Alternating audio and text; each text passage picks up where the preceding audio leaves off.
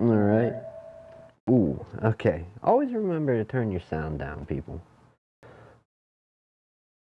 Always remember to turn your sound down before you turn your mic on, or you're gonna get crazy feedback. Welcome back, After Hours. I think I got the title right, the picture right, and posted it out to Facebook today. Or posted it out on Facebook properly this evening. We have a small build. Let me show you. That camera's kind of dark. Let's brighten that up a little bit. I don't like the dark aspect. Oh, I thought it was gonna crash. I really did. It may. Let's hope not. Okay, it's just being slow. So, if we're on 6, camera control, it's not the autofocus. What can we adjust? There, I like that. We'll hit apply, okay, and hopefully have a healthy stream. Still looks like I'm pretty sick and ill, but you know what? There it is. So let's roll the cameras. Above. The zoomed. Oh wow, this is not digging.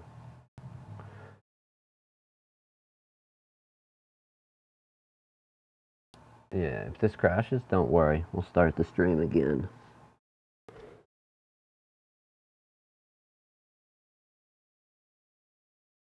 I'm gonna go ahead and kill that. And kill that, hopefully. And then we'll have that up. What else is running, sucking up energy of the computer?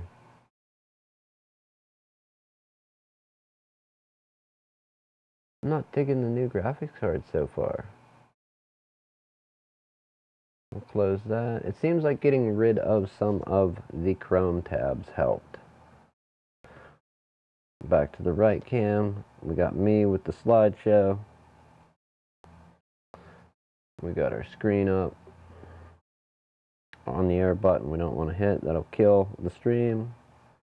We have the new KVM cam if I'm over here on the KVM, which we won't really be using unless I'm working on this case. And just so you have reference, if you haven't guessed already, the repair's not up guessed, and then we have me with no image on the green screen, which happens to be black.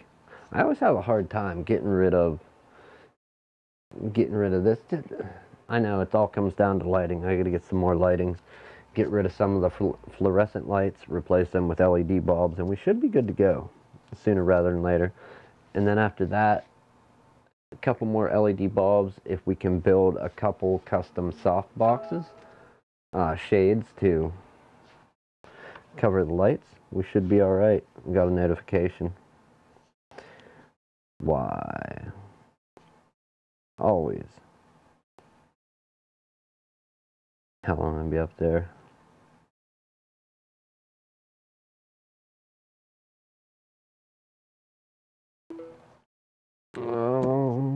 So what we have to do, and let's go back to this, the ILCAM reference. Okay.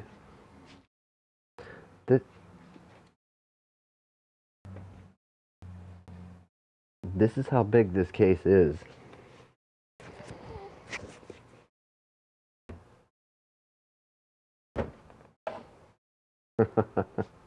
Okay, that's really how big it is. Before we get into building, we need to grab this motherboard because all the holes are the same on it, and I don't have the new one built up yet.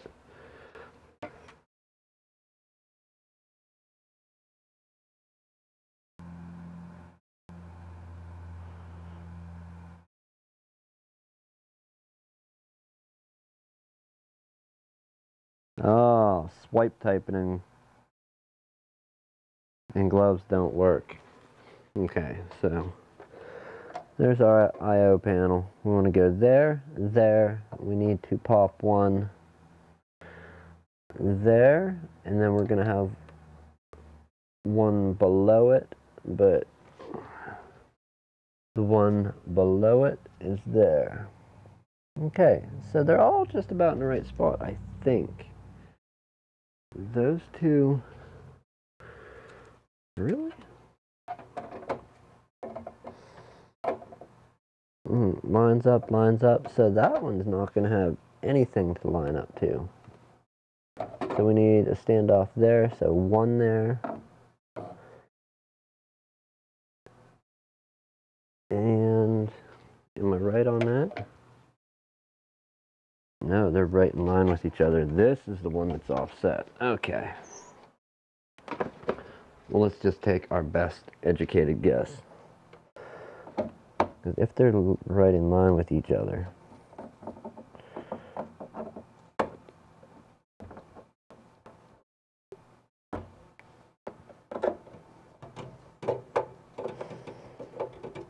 actually, I think I'm going to go about this a little bit differently. Instead of cranking down super crazy hard on this thing, let's go ahead and add just a little bit of blue thread lock on each standoff.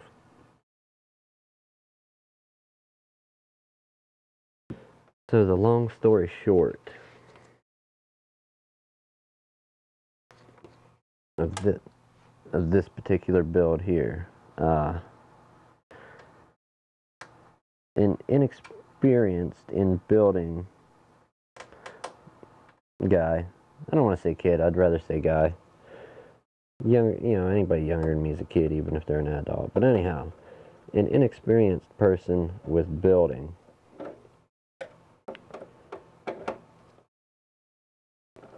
bought parts, put a computer together, and ended up wiring the 12-volt rail, the 3.3 volt rail, and the 12 volt, 5 volt, and 3.3 volt rails all got wired together.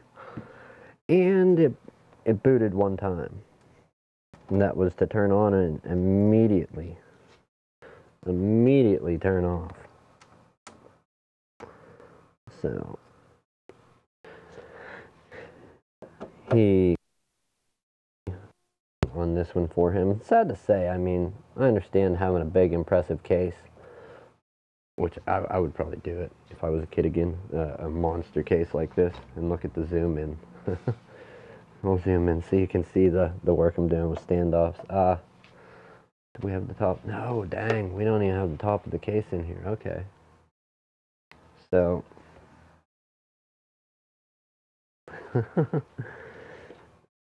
wow. All right, let's move the GoPro cam just a little for the time being. Okay, now we got the top of the case in view. So he did have an MATX board. No, he had an ATX board in here, which had a standoff down here, and this one I think was there, here, here, here. Well, now this one on a MATX board is going to be floating off in space. There's no actual spot for it. And I would always like to have a support in that spot because that's where the graphics card goes. And I'm trying to think, how could we do it safely? And I don't think there is a way unless we were to take... Yeah, no, there is no way. So we have to lose this standoff here. And then we're going to check our motherboard to see if our guess was right. Let's find out.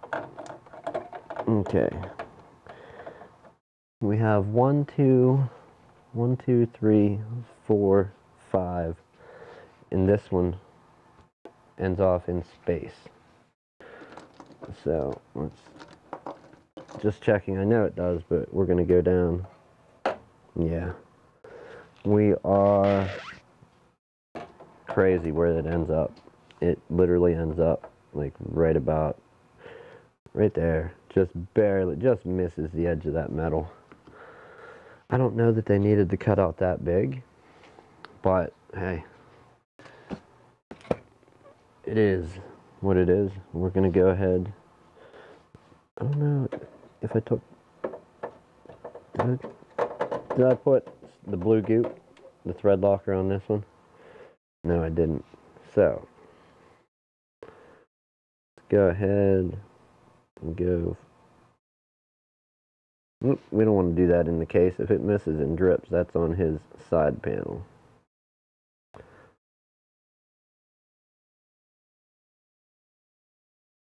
But yeah, if you ever find yourself in a similar situation, like you don't know about building up a computer, stop on down, you know. 814-342-7533. Give us a call. We'll try to talk you through it over the phone. You know, if that you end up in a similar situation where you're not quite sure what's going on, and you just spent some hard-earned money on some hardware for building your computer. And what the thread lock is anybody that doesn't know that may be questioning this, it's going to dry up and keep these standoffs in there. And I know you can crank the standoffs down really tight, but on some of these cases, depending on the thickness of the metal, the quality build of the case, materials used, you crank too tight and it's stripped out, and then you just always have a screw that you can never quite get tight, or you have to get needle nose pliers in under, hold it, crank it down, or it tightens down and it's always going to spin, or you don't have a screw mounting your motherboard down in that spot. That is a possibility too, and none of those are good. I mean, the one where you can hold the needle nose pliers and get it tight that way, but it's always kind of floating if you strip it out, and it's always kind of floating in the back deck. Well, I don't even know what it's called. The back plate. There we go. We'll call it back plate. It sounds halfway intelligent. So let's flip on over here. I'm going to go for this last standoff. Put in the back I/O. We have 1, 2, 3, and 4. We're going to do some new double-sided tape for them feet. I don't know what kind they used, but a feather? Huh. It didn't like sticking to that case. So there. Standoff is tight. Tight. Tight, tight, and tight. That's an odd number. A shame on that one. That one just missing right there. I was going to say to take and possibly find a piece of steel, drill it out, you know, put our center punch through if it'll go through. Mark the steel in both spots. Drill the steel, then tap it, put some bolts through, find some bolts that thread to extend this over just a little bit. I think we'll get by without doing all that extra work. Alright, now let's get a side cover.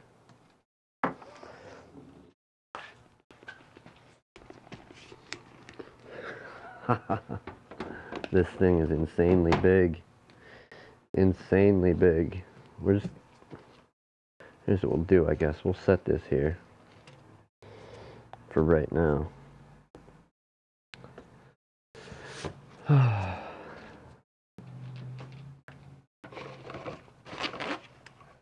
And you know what?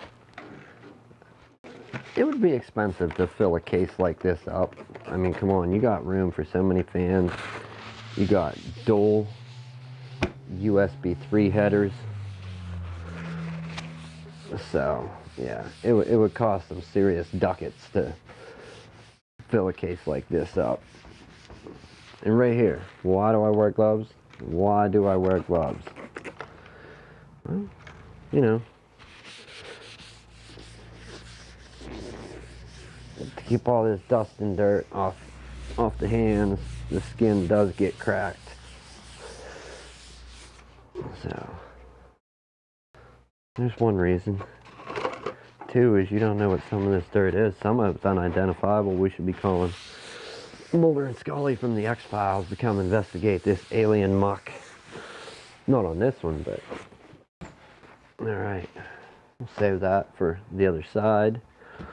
We have a table to work on. Live stream PC build. Is this stuff staticky? I don't know. I guess we could set it on the box.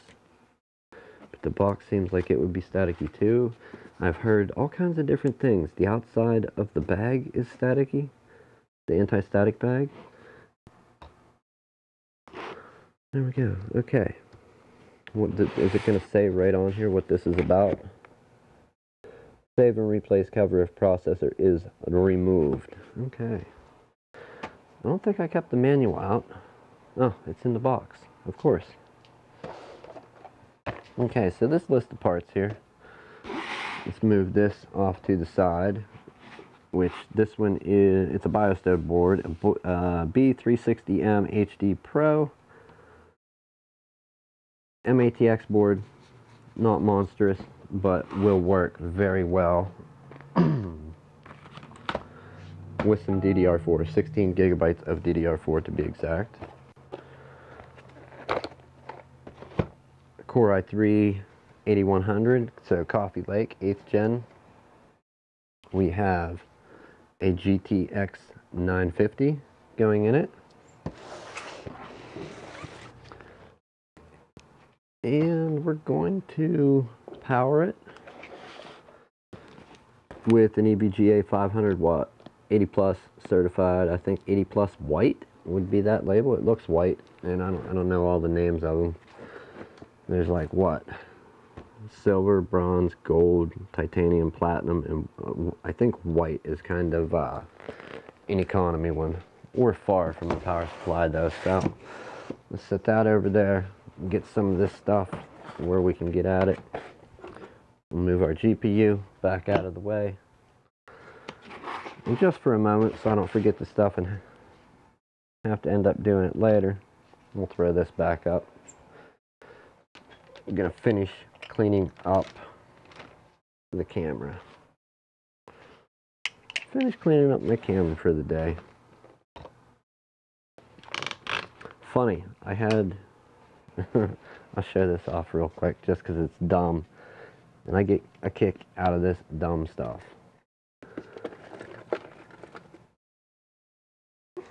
So, anybody that's ever used a GPS that wasn't on their phone, you've probably seen one of these, know what they are.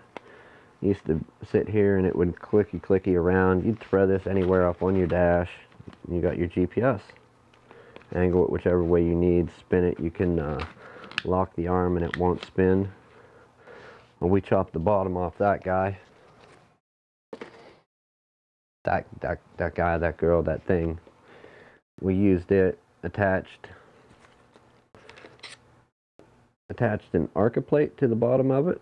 Now that goes in there, and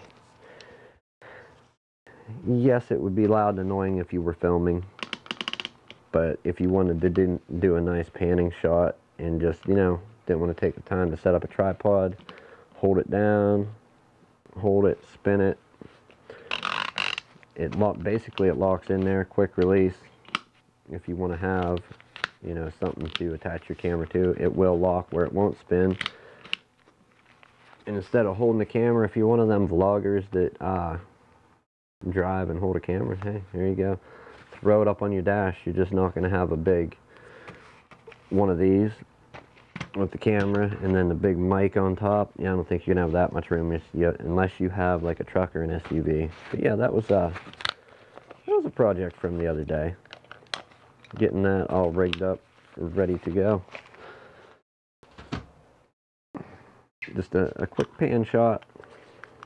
So let's take apart the camera and get it put into the backpack. Alright, there's one that's off, battery not charged yet.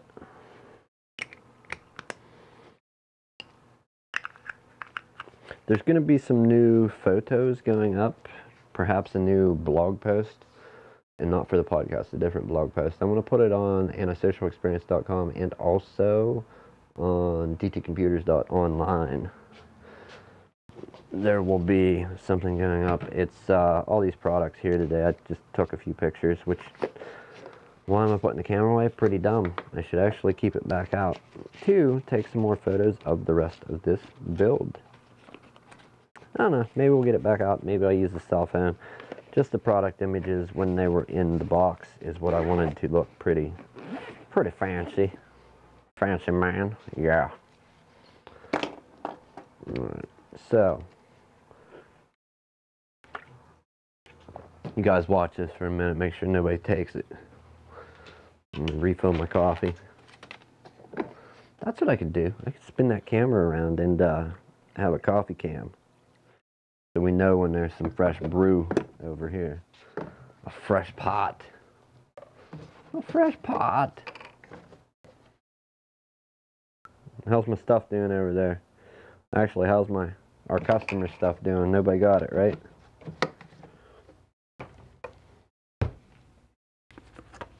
Alright. Coffeeed up. Alright, coffee. Ready? We want right? Do we want right? Or do we want to go above? We want to zoom in? Take a look at this?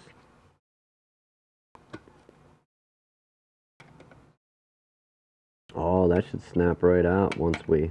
Okay. So I've heard people say many different things. Many things about ways to... Which side? Which side do we cut?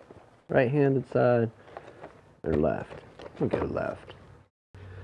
Just for the fun of it. All new parts, of course, not used. Actually, the graphics card is used. It's being recycled. We have a Core i3 badge there if he wants it on the case. He can probably put that on. We'll get that out, and we will need the cooler.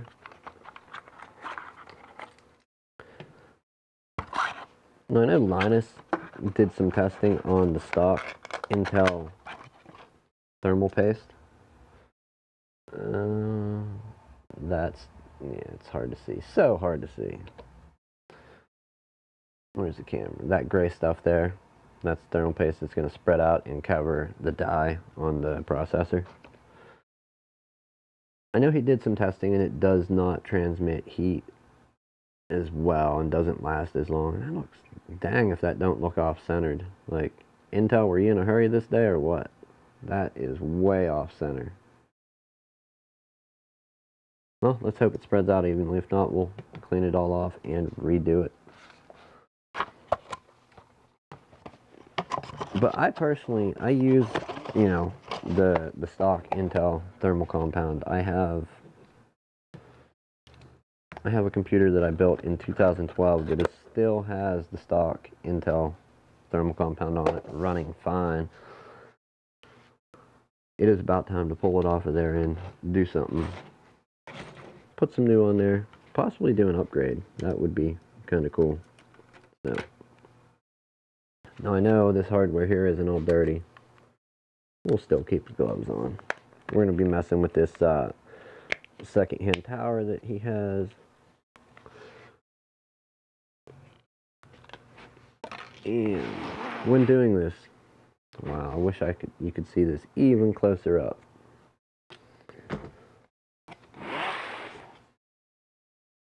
Let's try and pull this right cam right down here in our face and see. Maybe you can get some detail off of this, maybe not. The socket, or the slot for the processor, the socket here is keyed. And you'll notice the processor itself is keyed too. You have these two indents in the side. Line up the keyhole, keyway, whatever they call it. Set that down in as square as possible. Try not to bend any pins. And when you go to lock this down, this should pop out. If it doesn't, then we'll remove it. Ah, there it goes. Okay. Look at that. Coffee Lake installed.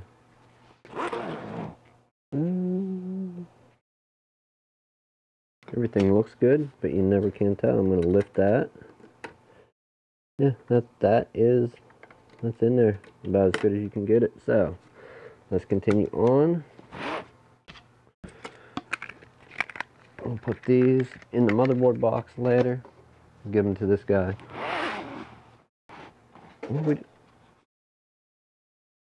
You ain't leaving.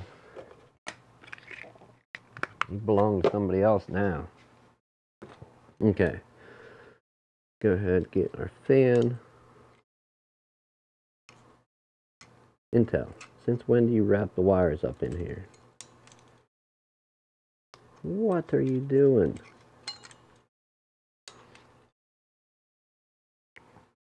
These are kind of goofy how they work. There's arrows on each of these, and if you spin them the way the arrow is pointing, that's how it unlocks to come back off of the motherboard. So you want to make sure they're all spun opposite way of the arrow and pulled up.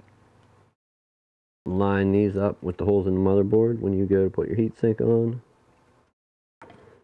and press down firmly, corner to corner.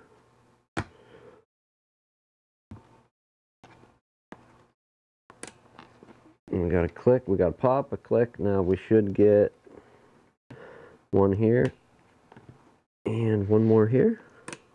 Now, if this guy wants to upgrade to some a different cooling solution, you know, here's I don't have it anymore.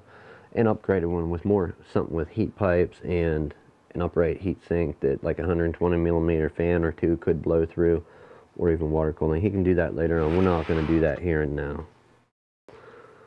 Alright, so if that comes around, CPU fan, we have just enough room to get to the CPU fan. Good guess. And that should stay out of the fan blade's way. If it doesn't, we will find a way. We'll tuck it down in. Actually, let's just do it now.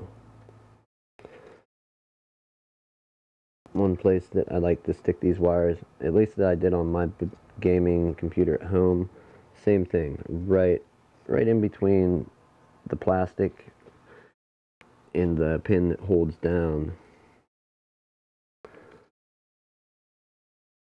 the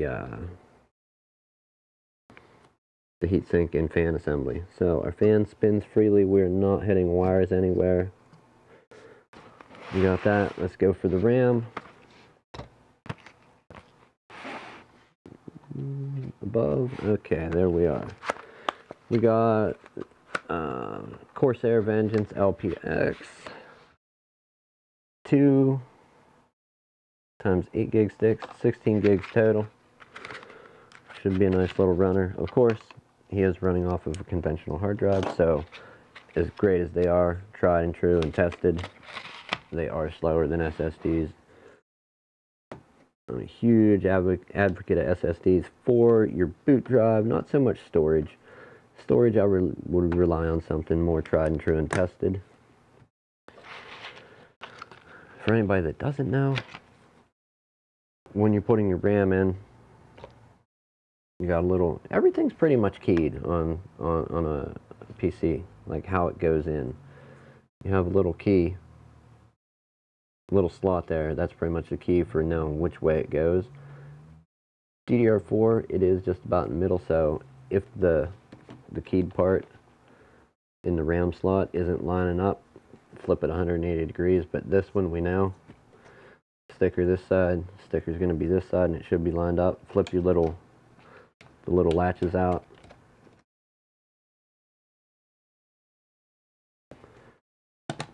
And there we go. I wonder if I should try opening YouTube. If I do that, see, here's the thing. Here's why I didn't want to open YouTube for myself to watch. If I did, and this computer is lagging. Wow. Like it says I'm on the air, and I hope this is really genuinely working for everybody. Yeah, it says stop streaming is highlighted, so it means it is streaming. But I am not digging it. It is definitely time for a processor upgrade. Let's head on over to YouTube quick, just so everyone can see. Load this up. I was going to have, where is it? Have me pulled up. I just got to wait for it to load here. I did a video earlier on upgrading from an older graphics card to the new one that I got. And the new one that I got, I don't think it's quite as good as the old one, but it's just something newer. Instead of used, it will be brand new, where I can go and register this one, and if it dies, it dies. So basically, EVGA GTX 1050 Ti superclocked. Not as powerful as a dual fan card or a card that takes power from your power supply, I'm sure, but hey. So let's see if anybody's scoping this out. Probably not. I never really have live viewers or commenters. Sometimes after the fact, yes. But you know what? We'll check it out today. I'm not going to leave the screen pulled up. You're actually watching the video. Why would I leave my live console pulled up? So where are we going to go? And if I go here, I did this without thinking. On the green screen, I was going to have some YouTube pulled up, so when I'm monitoring Open Broadcaster here, I could like watch somebody else's video in the background, but I didn't want to, use somebody's video without permission for a live stream. So I have my own up there. I guess that's a way to monitor the health of the stream without having to look over there. But hey, let's get back to what we're doing. And we can quit showing you guys that. It looks like it's skipping around a little bit. Alright, we got a RAM.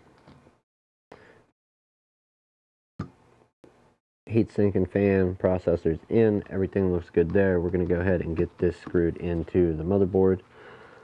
First though, we need the screws that hold the motherboard in. They're a little bigger, have a little bit coarser thread. I think I have some here, because when you buy a motherboard, they don't usually come with screws. Is there any there? Nah, we'll dig some out. We got a big bin of screws over here. How many do we need? 5. Normally 6, but on this one 5, because one standoff ended up out in space. So let's work on getting these screws out. So we've got one there. If they're all the dome top, it should be relatively easy to find. Did we go dome or did we go flat? Almost wants to be a dome. Which way? Which way would you go? Flat? Flat almost wanting to be a dome, or dome top? How about we see which one we can find? Which one we can find 6 of first. We'll go that route. Okay, who's winning? I think it's tied up. Yeah, we've got a dome, and 2 flats.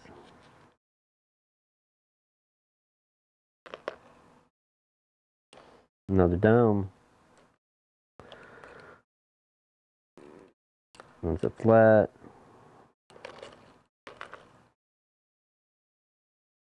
Get out of there. You're not what I want.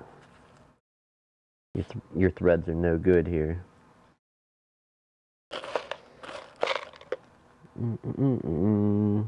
Is that one? Are you one? Yes, you are.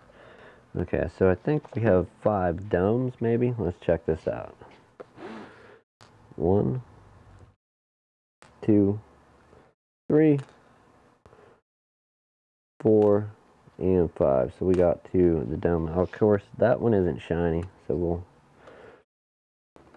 get a new shiny for him. That, and you got a slot the whole way through. Alright, 2 different ones. Domed it is. These are the ones we're going to spend the next hour looking for. The 2 that match.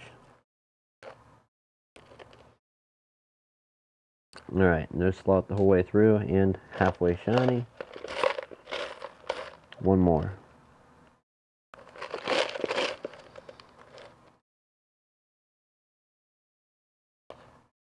Not it, not it.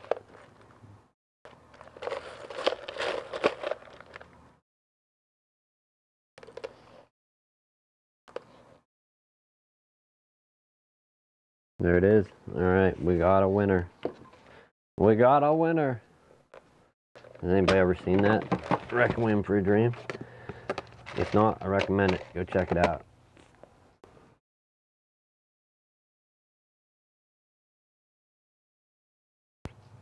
If it doesn't scare the life out of you, I'd be surprised. It's not scary, but it's just scary about seeing that real life can get like that for people that haven't seen it. Alright, so we got 5 matching screws. We're going to go ahead and test them out. And they should thread right into our standoffs.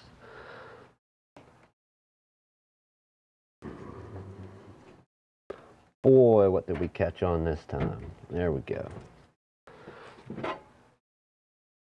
I honestly don't even know what this case is. There's like no branding on it other than it is a monster. That's like the only thing I know, is that this thing is flipping huge.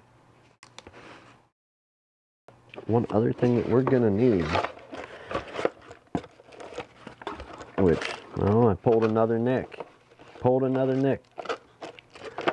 Guys and girls, I pulled another nick. I was keeping the IO shield in the box. Yeah, we need this. We need this one in there, so. Alright. Looks good. That's a fairly common shape for an IO shield. Although, you know, I always enjoyed getting these in and getting them fitting right, but I'm starting to like some of these motherboards that they're making that have the IO shield built right into the motherboard. I mean, those, to be fair, most of those are expensive, a few $100 plus. HDMI? Why are you square? HDMI points ain't that shape. You kidding me? Alright.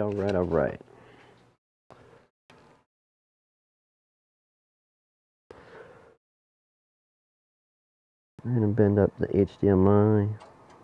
That is PS2. That's gonna go up. What else do we need to flex out of the way? Ethernet is out of the way.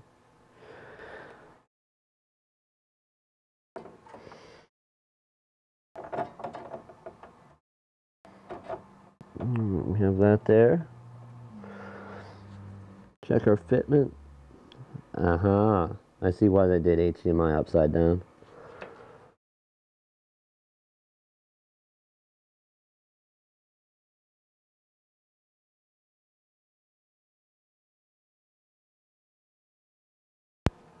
Sorry, I had to mute everyone there. I hate coughing, man. It's horrible, but when you do it yourself, I guess you can't complain. That sucks that ends up out in space. If this was mine, I would be manufacturing something to stick that thing, like have something permanently there for. And this is, I mean, like I was saying, this is kind of silly. This isn't something I would do. But just that, you know, to have the bragging rights, this kid's going to have probably the most monster, biggest case out of him and all his friends, which that's fine. I get that. He's not a kid. He's a very nice young man.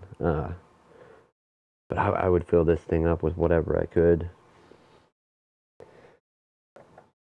Disco balls, some RGB lights, flashing lights, a strobe. Throw a kitchen sink in here. You could probably fit one. Without a doubt. Okay. Let's see if my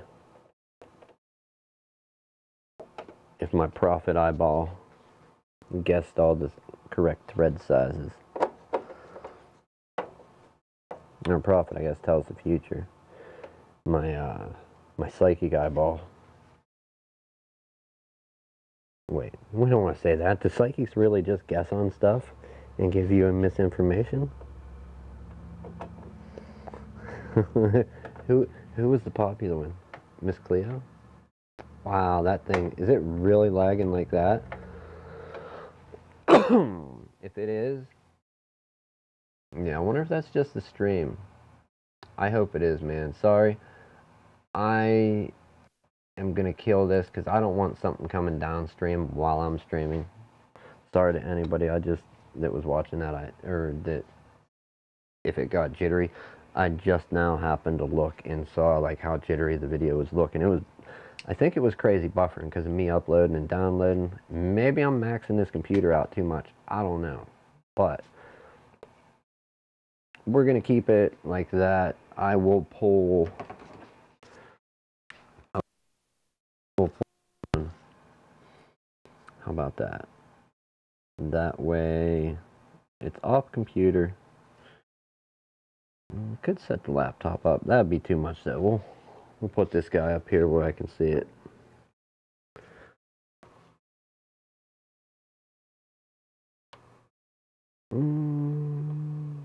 Is that how you do it? I've never done this. Okay. So let's go ahead and turn the sound down. Okay.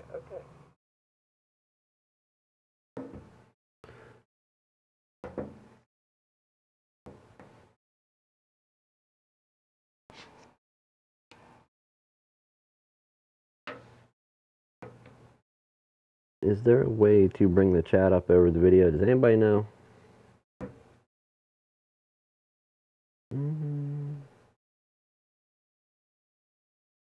Okay, live chat. All messages are visible. And lastly, let's brighten this guy up. Okay, there, I have it up. Am I going to see the chat? I doubt it. I don't know. Probably not. Let's go back to the build.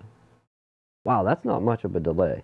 And if it is indeed streaming like that, and this little Wi-Fi device isn't going to mess with my box that's plugged into a gigabit Ethernet switch. Is it gigabit or 10100? Who knows. Anyhow, back to the build. Alright, we got the motherboard installed. All my other problems aside.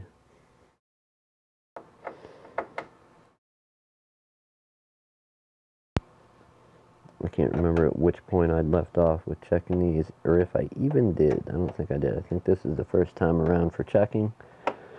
Okay, seems good to go. Now, this guy has a lot of case fans. He's got 1, 2, 3,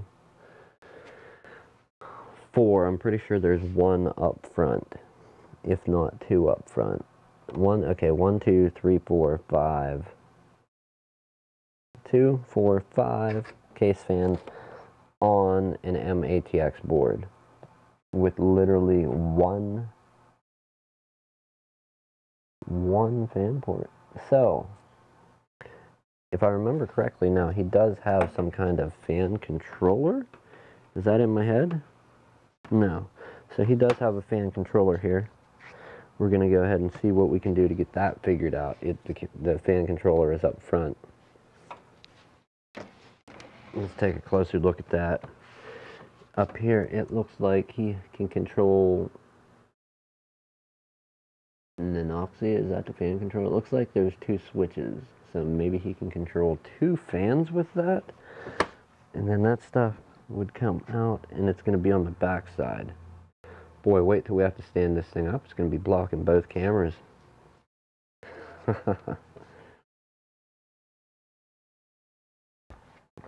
Wow. This is the case of all cases. Alright, 7:30. I think we're going to put another half hour into this tonight.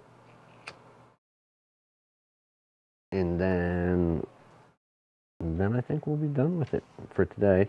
We will come in the morning, get Windows installed on it, and look at that. That's crazy. Look at that. That is a crazy amount of space in there.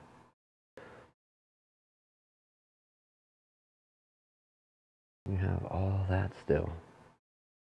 And all those hard drives. But hey, you know what? I'm nobody to judge, man. If we were in a computer size competition, like legit, this guy is definitely the king, and I'm little wuss boy over here. I didn't edit the video and upload it yet, but I have my mini ITX case over here. It's an Antec ISK 600. For anybody that doesn't know, let's look that up real quick.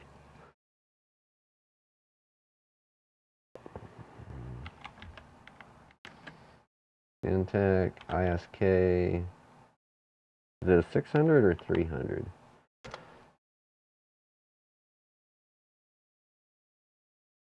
Nope, that's definitely my case right there. Antec ISK Mini ITX computer case ISK 600. Let's pull up some images of it. You can see that it's not a very big box. Everything is packed in there pretty tight. Yeah. So I only have one SSD in mine, but I do have 2 hard drives stacked up like that on this little tray that sets in. I don't have a radiator and a fan in. I have the motherboard in with a stock cooler, and then I have in this area here, I have a 3.5 to 2.5 inch dual, 3.5 to dual 2.5 inch adapter there.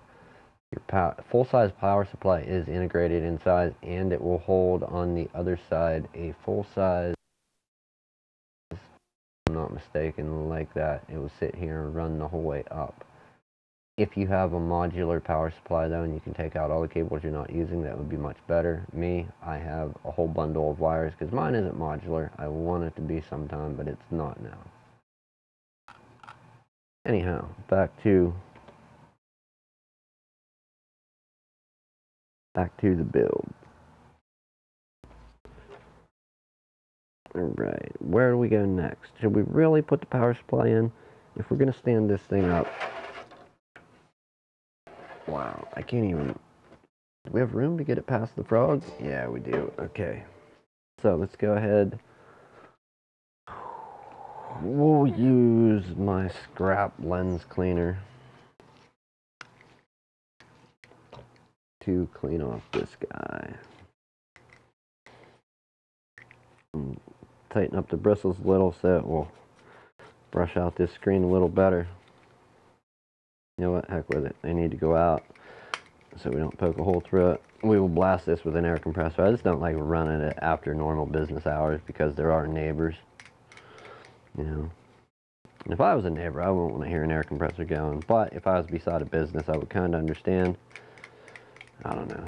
2 sides to every coin. 2 sides to every coin, people. Keep that in mind. When doing whatever. Alright. We'll put our thread lock back. We should be done with that after the standoffs. We don't want to put any of that into anything else that we're putting together. So let's get this guy back in. Or is it there? Is that really how that goes? Well, okay. I say we do power supply. Maybe we can do it with it laying on its side.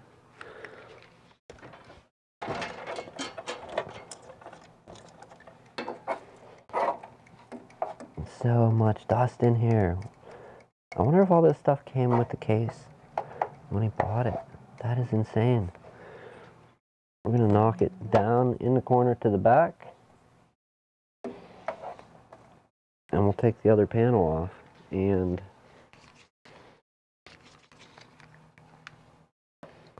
so, let's see if we can stand this up without smashing it into any of our,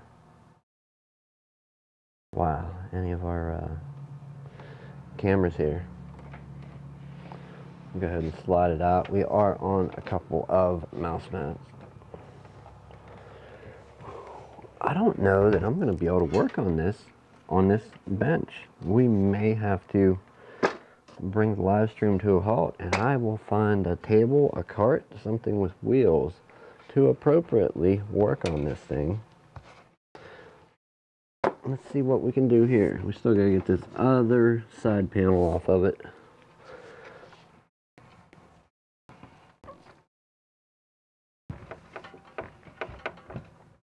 Yeah, we're out of room there, and we're still 1 foot off. So let's go this way a little bit and see what we can do. Can we get that other foot on so it stops tipping? All right, the foot's on.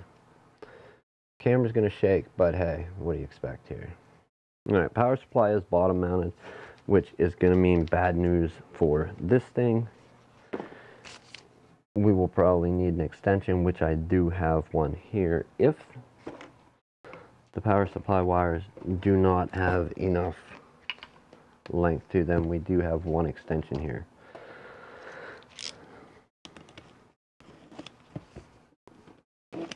Go ahead, cut into this and see what we got. What are we stuck with? How much do we have to hide on the other side? At least, well, you can't even really do that. We covered up the main big hole.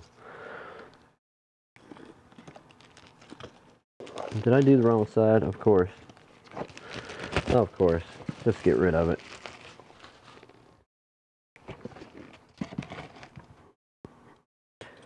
Don't do what old Nick does, people. I open boxes right, because I open them twice.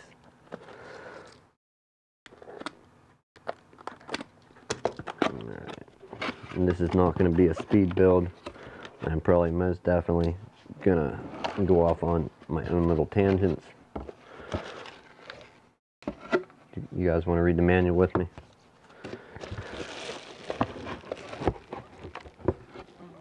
What we got over here?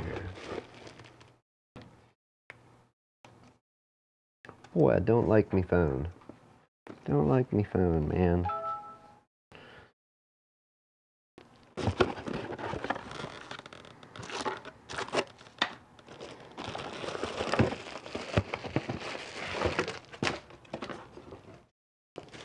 That will keep there till later. And this, yes, unmodular. He did not want modular. He wanted to go cheap, but enough power to power it. So that's what we're doing, you know?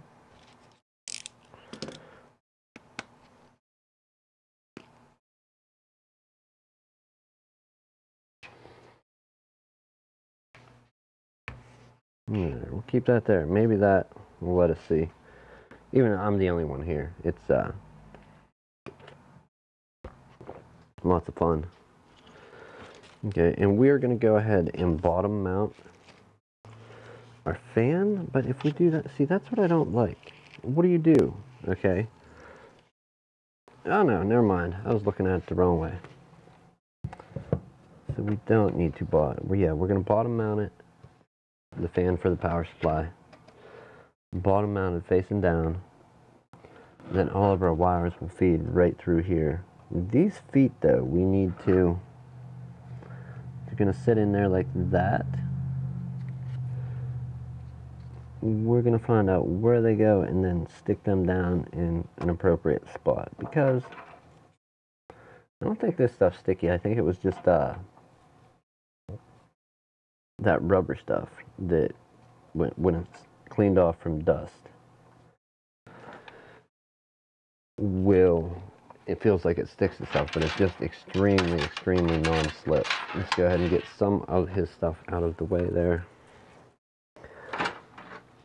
And bring this in here. Oh yeah, we're gonna put them in a much different spot to get this power supply in here. Okay, and screw holes. That one lines up. I'm just checking. It's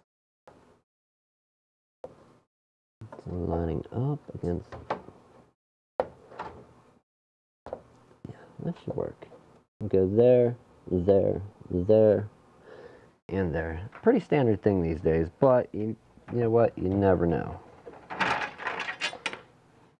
So.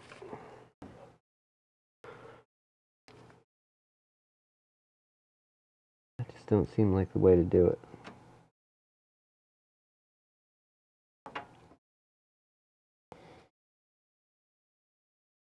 No, it wasn't adhesive. It is just that stuff. Okay.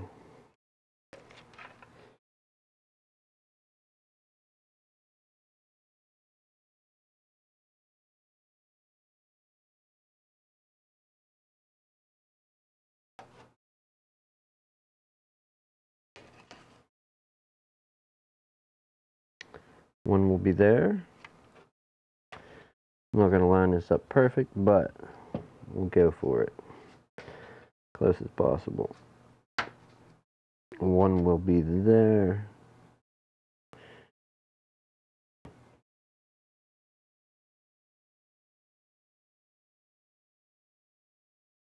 Okay, maybe.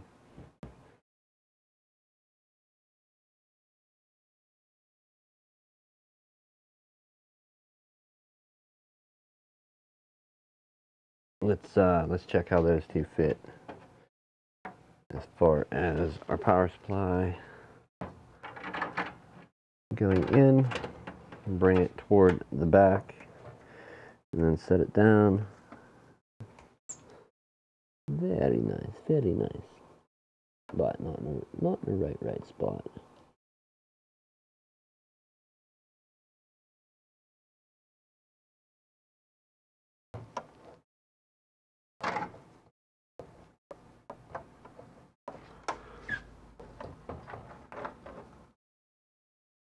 You know what? Take it back. Let's do this.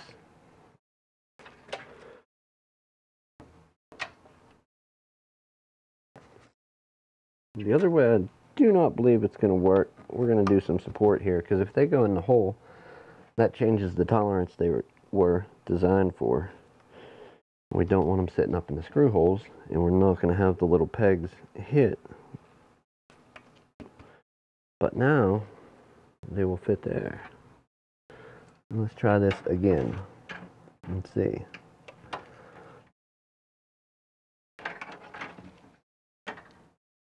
Oh, much better. I like it.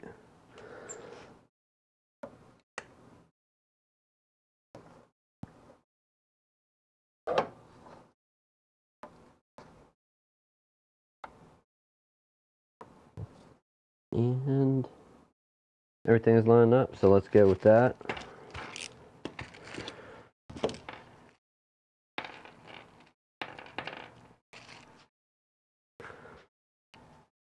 Like I said, not a fast build, but we'll do it right, even if we gotta do it 2 or 3 times.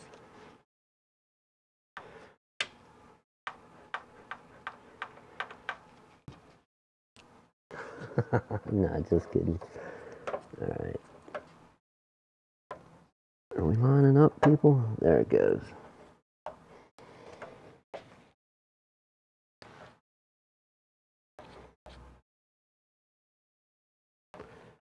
I wish anybody could see how big this case actually is. It is massive. It's gotta be, it's at least 3.5 feet high. It's even deeper than it is tall, and it's wide. Alright, so we have that. Let's undo some knobs. Undo some knobs here, and that's a GPU one. And that's another GPU one going by the point.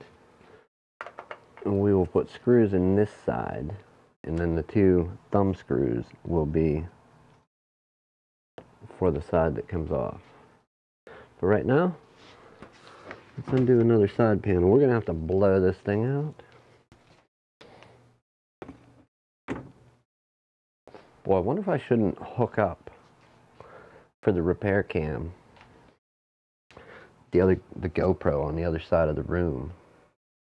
And you can see this side. Nah,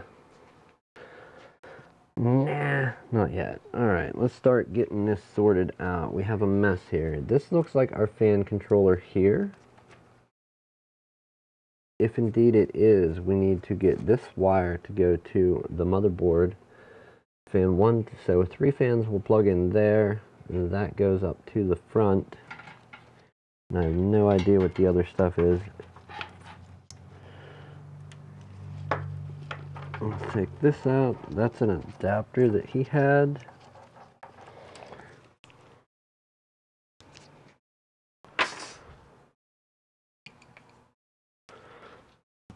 And I don't know if we can do this while we're doing a live stream, but we're going to think that we always should have been able to. What is this? Is this audio or is this HDMI? If it's there's what we wanted, HDMI, we will go to the other cam link because it's running repair that we don't need now. And actually, I don't even think I can do that. Unless I were to couple. Let's see. If I couple on the other side and put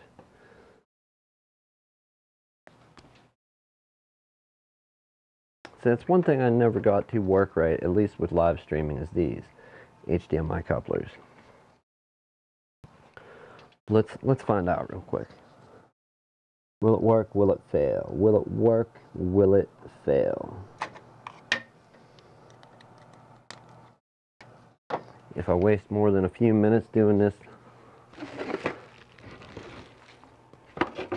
while streaming,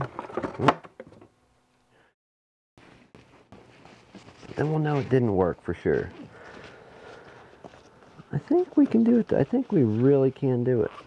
This ain't going to be great, ain't going to be stable, but I have my thing that I made, and we'll put it to use because this guy. We will throw our GoPro, which has an archer plate on the bottom of the tripod, with it. Screw that in. We've got some adjustment to it. We can set it up easily anywhere over here and get some kind of angle for that side. It wouldn't be great, but it might have to do.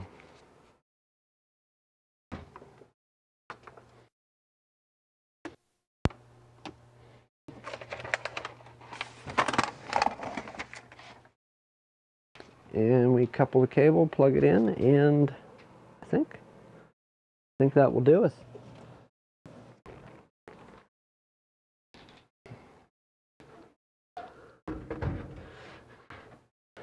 Dun da da! How quick can he fail? Setting up a camera. Boy, that almost feels like that should be a lot higher, don't it? Was you thinking the same thing? I know I was. I know I was.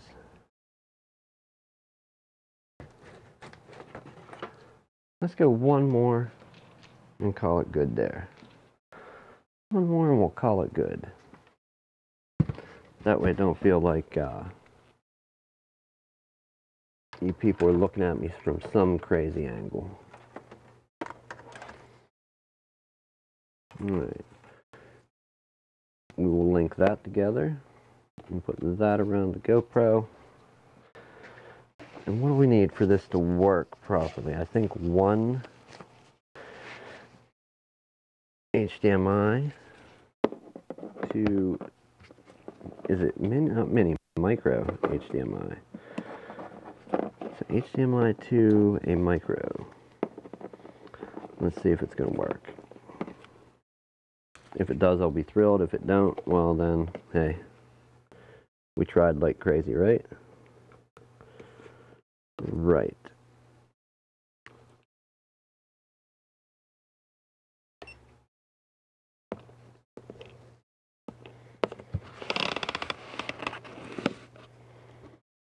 So that is recording. It's not time lapse. 1080, 24. Let's change our frame rate.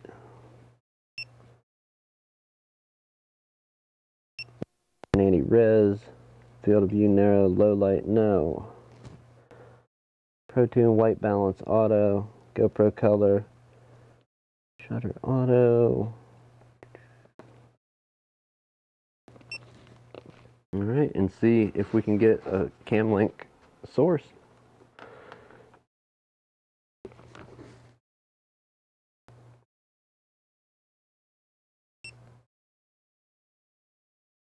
We're going to go with linear.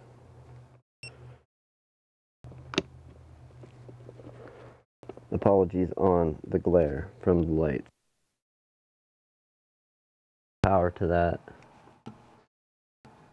We will add one more scene.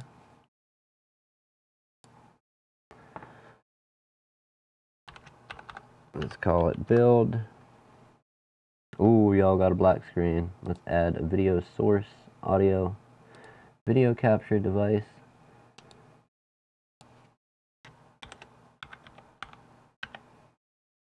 Hero 4. No. What did I say it was? Yeah, Hero 4. We will do that. It is the USB video device. Is that correct? Custom 1920 by 1080. Match output, any. Custom audio device so you can hear me again. And see what happens here. Deactivate, activate.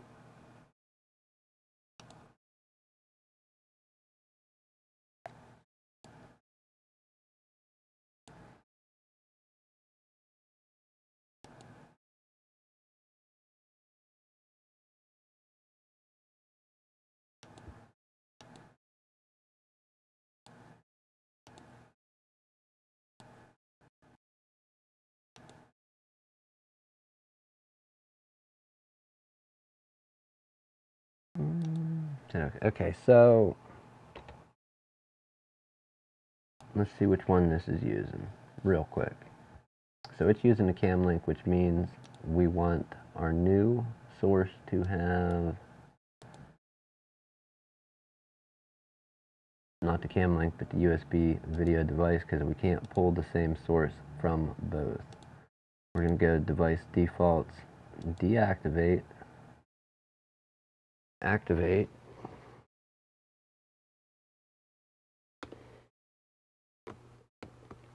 And try and plug that in. Yeah, like I thought, I did not think it would let me couple. That coupler just does not, no way, no how, work.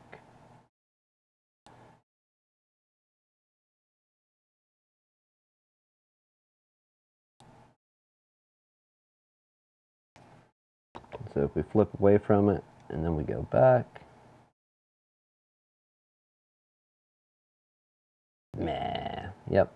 All right, people, I tried. Back to the build, which is here. Yeah, those little HDMI couplers, they fail miserably. At least for me, they always have failed pretty miserably.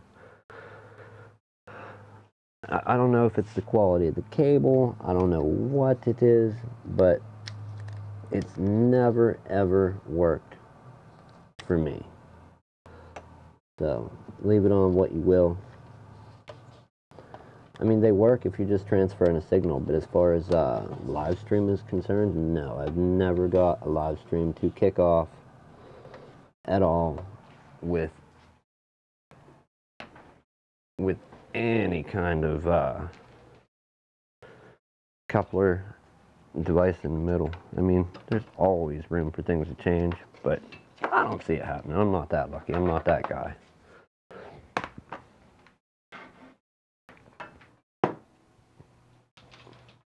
Who would build a big case like this if they could? I realize I probably lost every single person out there, but hey. It's okay. It's okay. Don't worry. Be happy. Don't worry. Be happy. I'm going to clean up my mess. Clean up that mess. And come back over.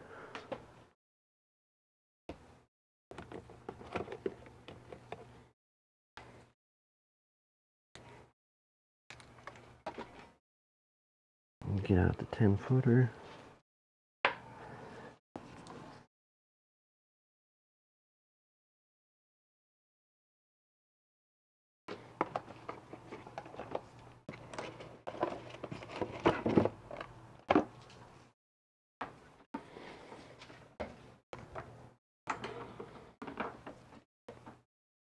And what we got?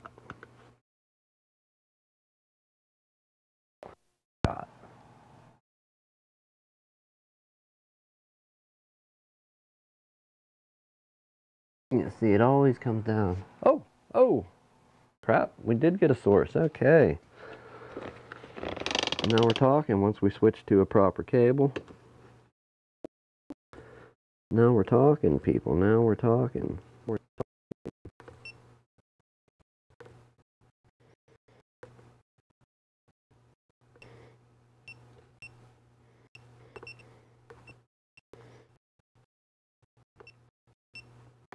Do that and take it back there. You can get a view on this side. And sorry to waste anybody's time. There. You can get a view on this side. Sorry to waste anybody's time. I understand those are some bright lights, but that's what we're messing with right there, is opposite side of the case. Here's our fan controller. We have fan wires coming in. We have two here, and then we have, if it switches, yeah. I think we're overloading the computer, honestly. Like, I really...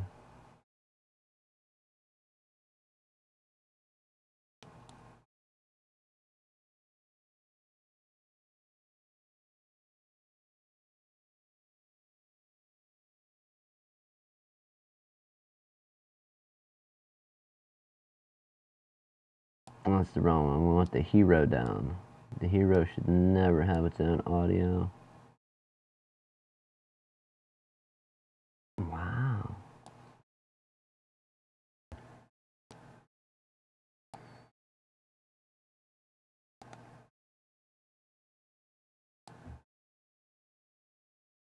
Okay, so we're back. Ta-da! Build.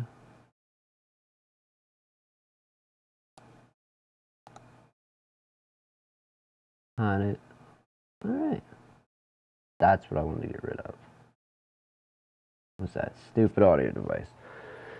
So, on our right cam, we have this fan here, two in the front. Now, the dilemma we're going to run into is we have one fan port on the motherboard. Let me see if there's another one anywhere. No, it looks like on this MATX board, he's only going to have the one. So we're going to plug one fan into that, and then we're only going to be able to get two of these top vents, or two of these top fans, and one of the front ones running, and then pop off of a Molex 2 fan adapter.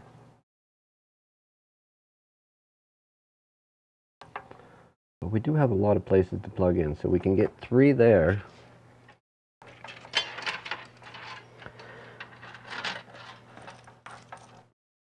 Oh wow, that's true.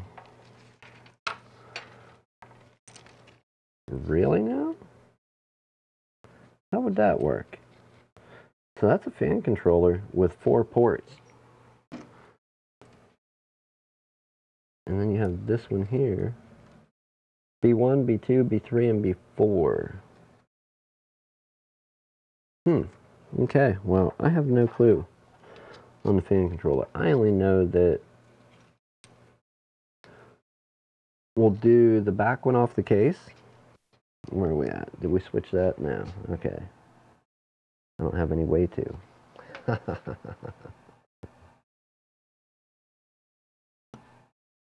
Where do we not have one? Let's go there, and we will add another scene. We will call this one build. Sure, why not? And that's just going to have an empty button for right now. And we'll do that. And that will let us interact. Okay. So coming down from that fan, and had that fan controller. And here's what it looks like. We have 1, 2, 3, 4, 5, 6, 7, 8. Now, what that tells me is you can plug a bunch of fans into that. Because there's two things that you can control fans with. And that is our reset.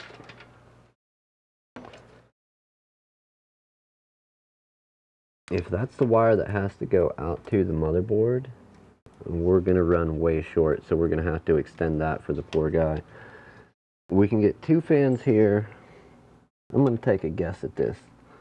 Just an educated guess that we've got a wire for this case, because most motherboards won't have 2, 4, 5 fan ports on, that we're going to have to end up running.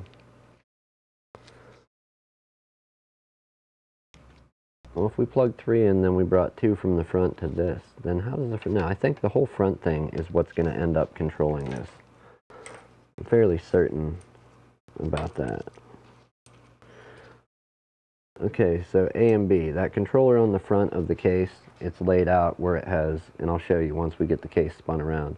It has 2 sliders, fans A and B. And it looks, if he wants to control 4 of them, we could do A for the top vents. The 2 in the front would be B, so we'd use A1 and A2. And that's like a whole separate thing there. Well, you never know. So let's take our A fans to the front. Now, what I don't understand is how we're going to get the signal from the motherboard to the fans themselves. And they will not have any PWM function, because none of these wires are PWM, and that's one of the things you get when you pay a little more money for a case, is you get that PWM function. Now the fan should ramp up and down a little, I hope. I hope they're just not on full blast whenever you adjust the sliders on the front. So that's one, controlling those 2. This, I think we may run there to an always on. This would have to go to the motherboard if that's the case, and that comes from who knows where. Yeah. Can we power this thing up? Well, sure we can. Right as soon as we get the rest of the stuff wired up.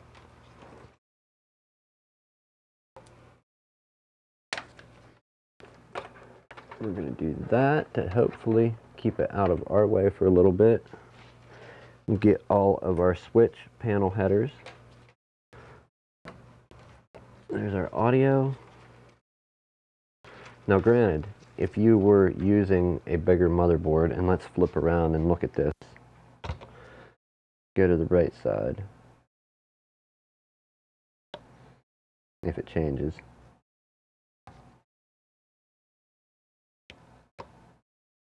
Definitely not changing. Alright, come here, OBS. And what is that one called? Right. We'll go there. If you're running a bigger, it's going to come down and come out this way closer to your wires. So when you're all stretched out, oh yeah, that thing crashed out. My Stream Deck, that's the only thing I don't like about it.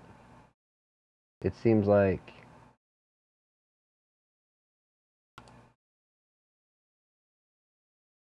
it will freeze up at some point if you're using it, or you have the software open.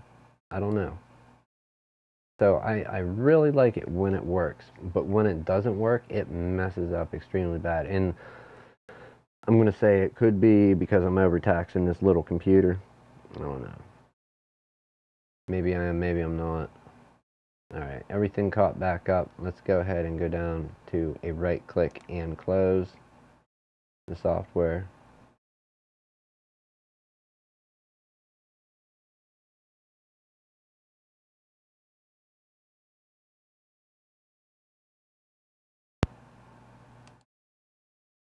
Alright, so we closed that window for 100% sure. Okay. Yeah. Where are we going to route these 2 people? Where are we going to route them to? And where do we pull them through at? Here? You can bring them around here, right through by the motherboard. All the front panel headers are right here, which that's a real bad view of that.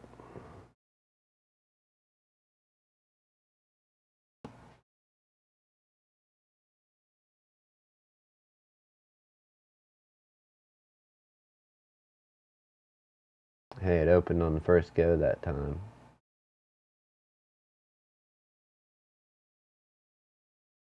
Let's just hit OK and apply. OK. I don't want to bring them through there. I think we're going to come over. It's hard to tell with a small board like this if they'll drop out from behind the motherboard and come right here. We'll do that. I don't know that that will work. But let's go ahead and get all of our switches for the front. It would be nice, but I'm not going to hold my breath on that one. This isn't a place that I plan to route these cables. If we got to do them one at a time, I think we will.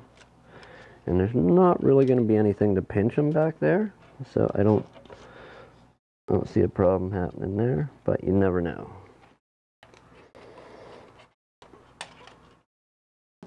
Indeed, they will come out. So now that we have one, let's get the rest fed down through there. Two more. And some more.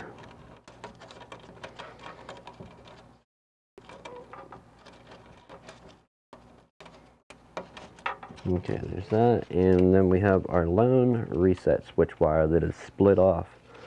For what who knows what reason, it's split off from the rest of these front panel switch headers. Okay, so now let's decode this.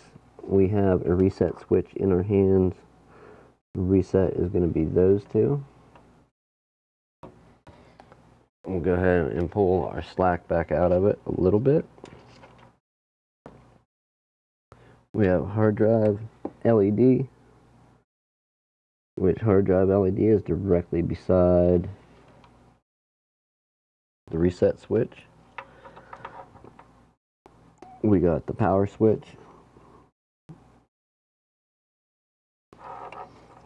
power LED. All right, we're gonna quit fighting losing battle. I got old eyes that can't see in the dark like when I was a kid. So we got on off, we got power LED, any one of those ones, and then speaker unused and just completely unused.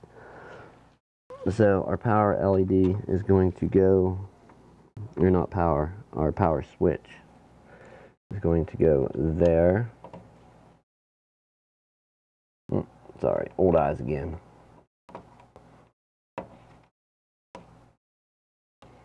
And then our power LED, we're going to go ahead and find the positive and negative on that. Negative is all the way to the right, power would be any of the other ones. So we'll at least get them the right way. And all these wires are black, so not like it's going to make much of a difference. But if you ever are hooking up your front panel switch headers, I guarantee you, take a look. It's going to be some small writing. Okay, that being said, let's go ahead and grab our hard drive. We will get it ready to go in. It was installed with 4th generation hardware, so, and it's going to go back in there. Let's get that USB 3 header, it looks like, out of the way. And funny enough, there are 2 of these, so he's only going to be able to use 2 out of the top 4 ports.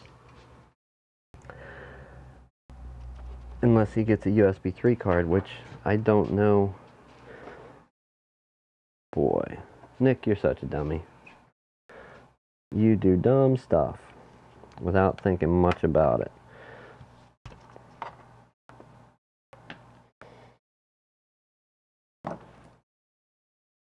Okay, so the HDMI cable is complete.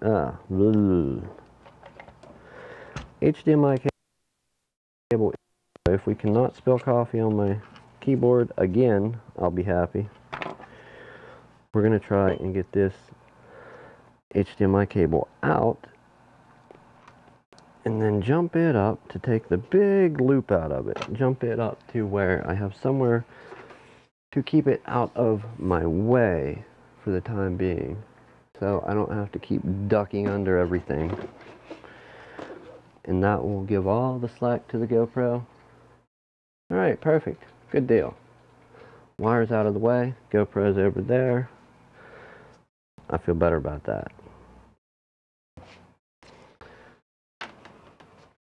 Alright, hard drive, USB 3. And I don't know if one of these is going to work for this kid.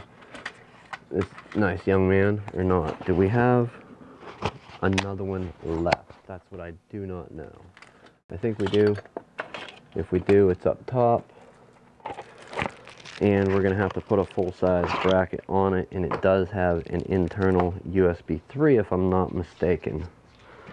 So let's just pull this through anywhere really right now just to take a look at it. Okay, basically it's an internal PCI Express 1X card. I think we're going to go ahead and throw this thing in his computer to get all 4 of his USB ports working. Because one of these USB 3 headers is going to plug into the motherboard here, and being that it's an M8 micro ATX board, he's not going to have much on there in way of plugging anything into it. So wow. Well, you do what you gotta, right?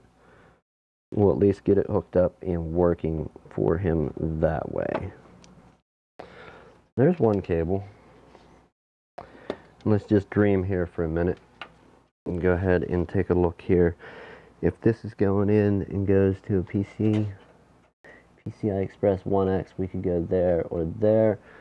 It is a double slot graphics card, so that's another thing. Double slot graphics cards, you are going to take up the full-size PCI Express slot and the PCI Express 1X slot, so we can't put it in that top one. What we do need, though, is a full-size plate for this. That's one of the hacked down plates. I don't know that we have another one of those plates.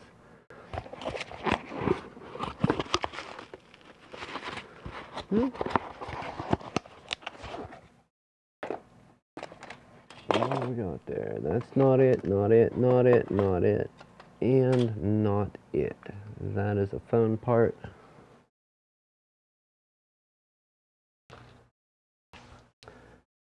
Did I put it in one of these computers? The old server?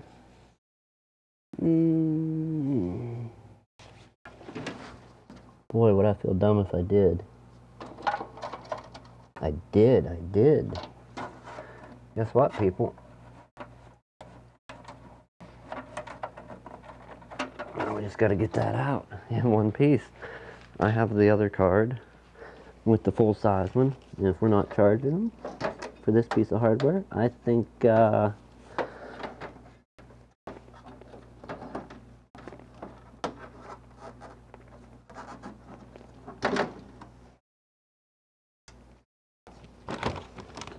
it'll be all right.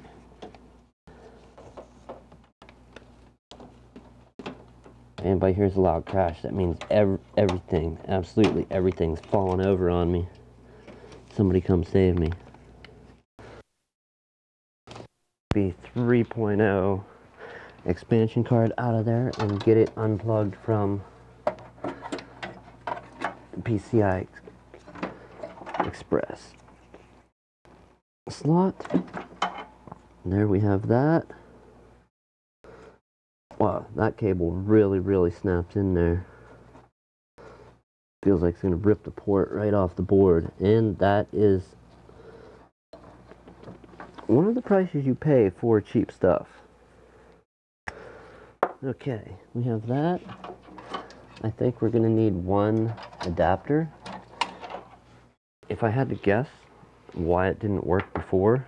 See, here we go. I needed a different size back panel. This one I'd cut down to try and put into a small form factor, one of the skinny upright tower builds. But there's that full-size back plate that I was talking about needing. We had the other one. If we ever find one for this, we'll reuse it. If not, good luck, right? Good luck. Okay. Let's put that in. We're going to take this knob here and move it down and make way for the graphics card coming through. That big 950 is going to take up some serious space. And where'd it go? Oh, I pulled another nick. Now we got to fish out this thumb screw.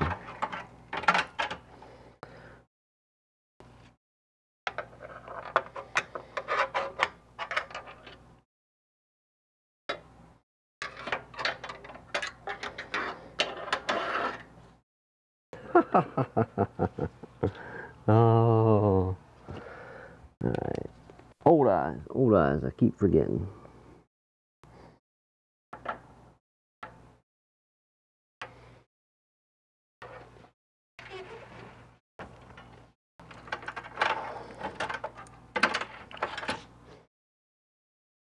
It's not laying along.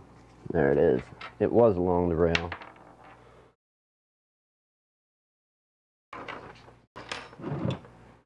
Okay.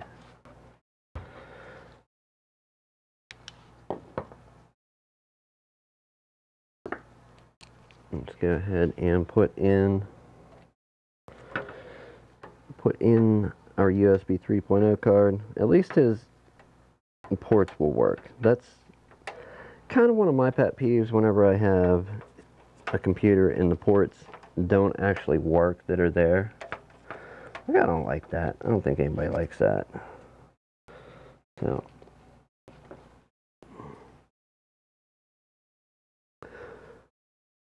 okay.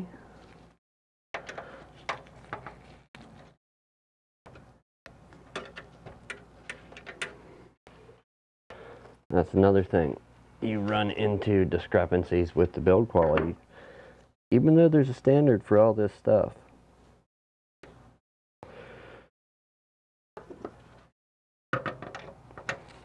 You get PCI expansion cards, PCI 1X, PCI Express full length cards that just do not fit together. Not good, man, not good. And that is even latched into the lock-in slot in the back here where it's supposed to sit. It is just, it's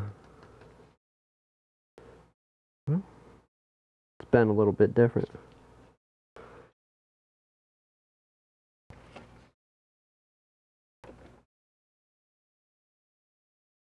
How's that going to work? Is that going to let it, okay, that's going to let it sit.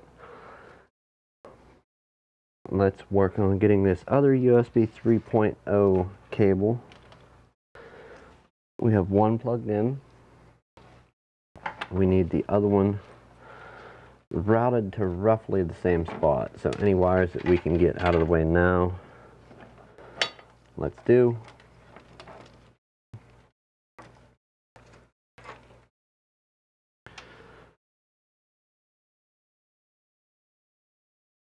We're back on this side of the case. Just undoing a little bit of a mess. Now mind you, this was the first time builder had attempted this. So yeah, no surprise that it ended up wiring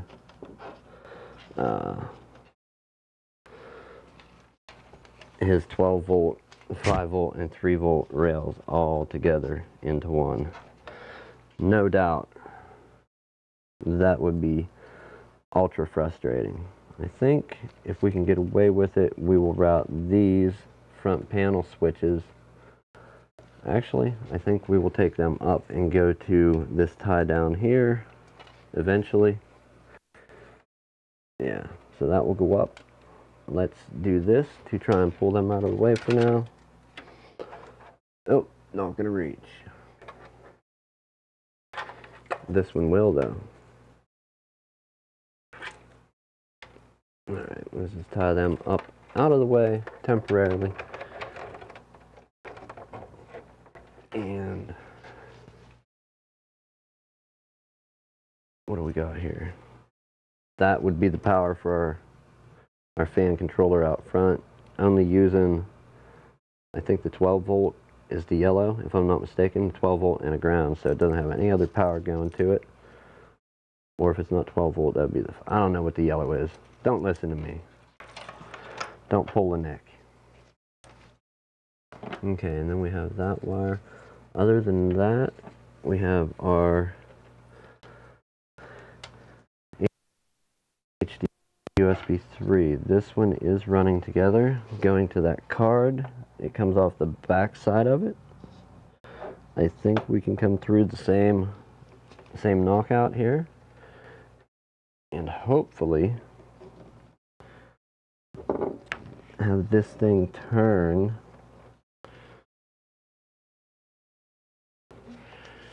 and do a 180. If we bring it out on top of that one,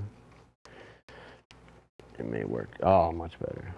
Now, can it turn and do a 180 and still plug in? I don't think we have the length to hit that PCI Express card. I don't.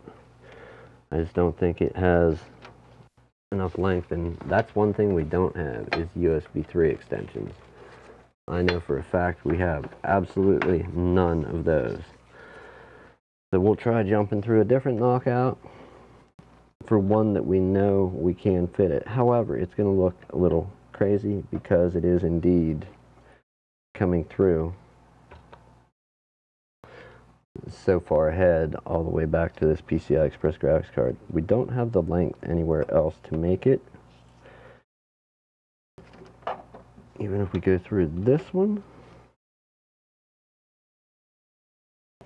I mean, I guess it's better than that long run. It's not coming out this one, so we'll try and make it look as good as possible for this guy. It's only one plug. If we change our minds later, make sure no pins are bent. It wouldn't appear so, but they're not. Let's go ahead and plug that in. Any length that we have, we will use to try and bundle these together. Probably right there. And then they're kind of routed together there. And then there. Alright, we have some zip tie room. Let's go ahead and get one strip of our Velcro, if we have one, that will hold anything in place. And we will try and keep some of these cables out of our way temporarily while we get ready to run some more.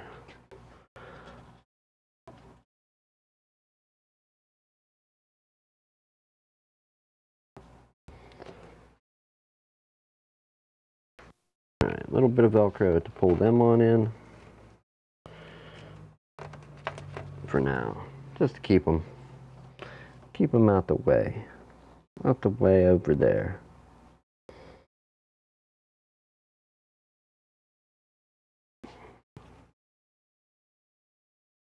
How, oh how did they get spun on each other?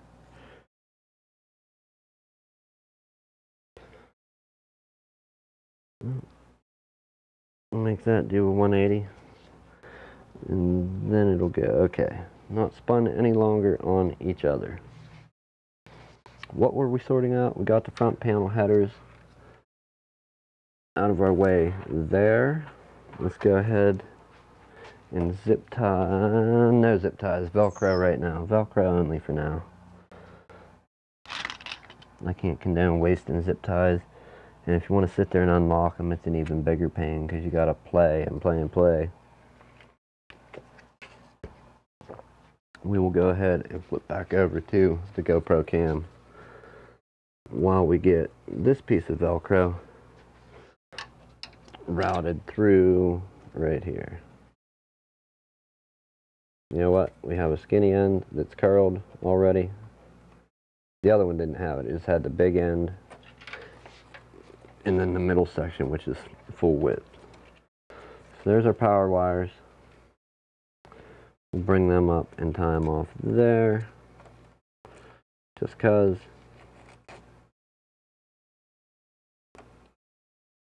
Temporary. Alright. We've got our switch hooked up. Looking here if this ever changes. We've got the power LED, hard drive LED, reset switch, power switch. We have our USB 3 expansion card. We're going to get the graphics card in here in a moment. Let's run our fan to the back. I'm not sure if we're going to keep it in the back or bring it back to the around to the motherboard. Oh boy. And what else do we want to do? What else? Right now, for the time being, we want to get power to, power to the motherboard, power to our fan controller. And when you get a case like this, if it comes with no actual real instructions, you're kind of, befuddled on that one, like, what do I do? Because what it's looking like here is this goes over to the motherboard, and if that does, you can plug 3 fans into that. We have no length to make it to our fan header. We're about literally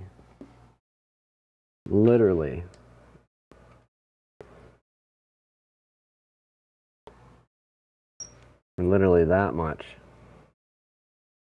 That much too far away from that fan header.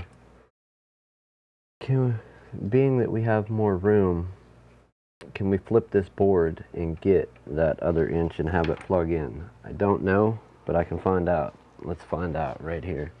We're going to try and flip this controller board that is just a couple of screws. We have quite a bit of cabling, honestly. If we have to, we'll pull this controller board to the inside and try and make it decorative where it's sitting to get it closer to the motherboard that way.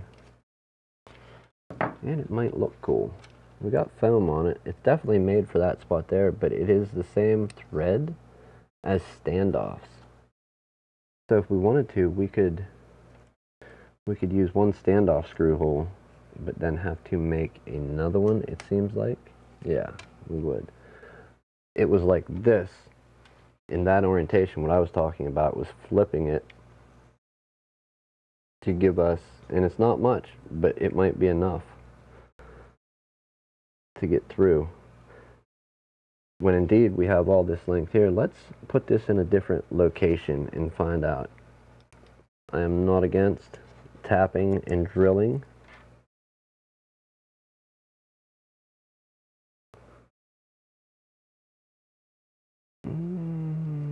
Kind of like it like that. So we will pull this other screw out. It has foam on the back. I think what we can do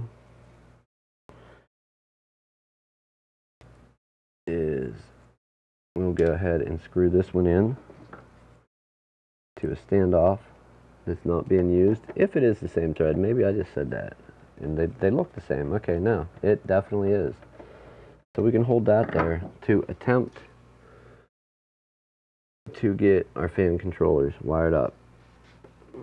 Shunda fan controller. No, if that goes out, plugs in on the motherboard.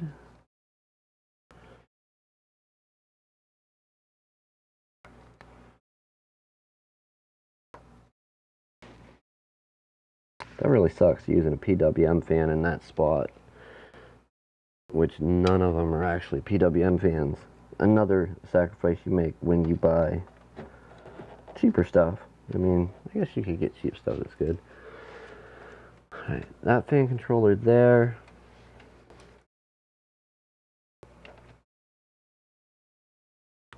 That's fan A. fan B.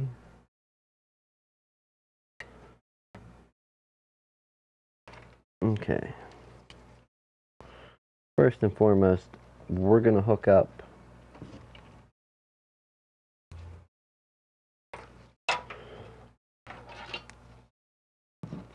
our power supply to an outlet, and then our power supply to this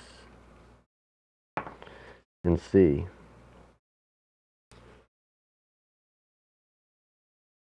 B2 and B1 is the ones we're going to use. B2, B1.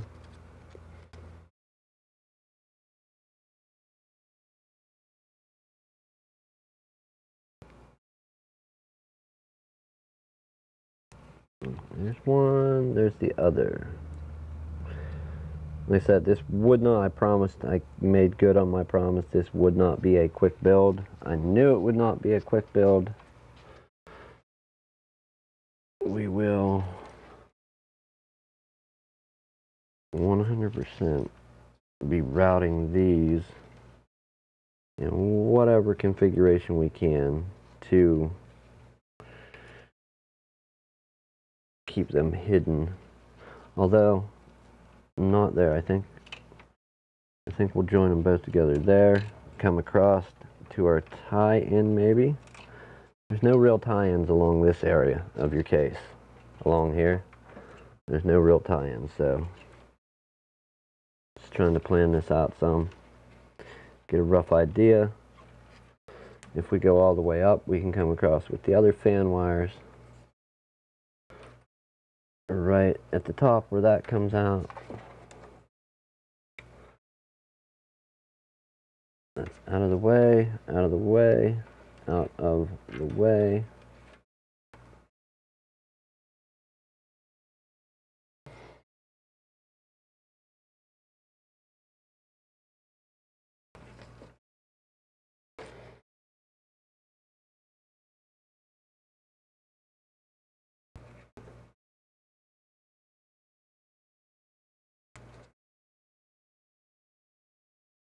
Okay, we have a spot here to bundle up some stuff. What are you? Not important. We're not using you. But he does have room to hook up a lot more fans. So, being said,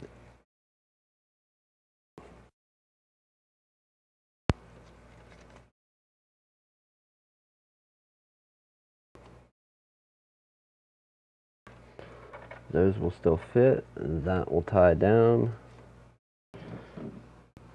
Perfect.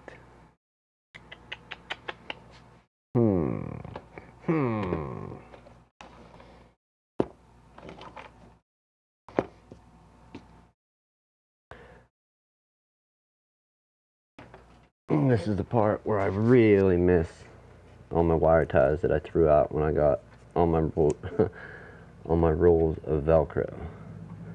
Can we do it? Can we clip it? Oh, are you kidding me? It's just a hair too wide. We'll set it there. Okay, temporarily. Oh, guess what? I pulled another nick. That's right. I pulled one out that did not have to come out. So,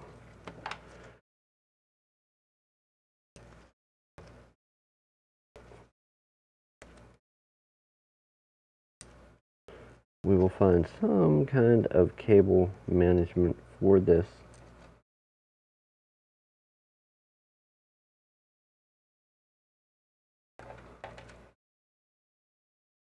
Actually, all we need is you to come unplugged, be out of our way, and then this will bundle up with the rest. Boom. Boom. We will hide that in that space, that there, this there.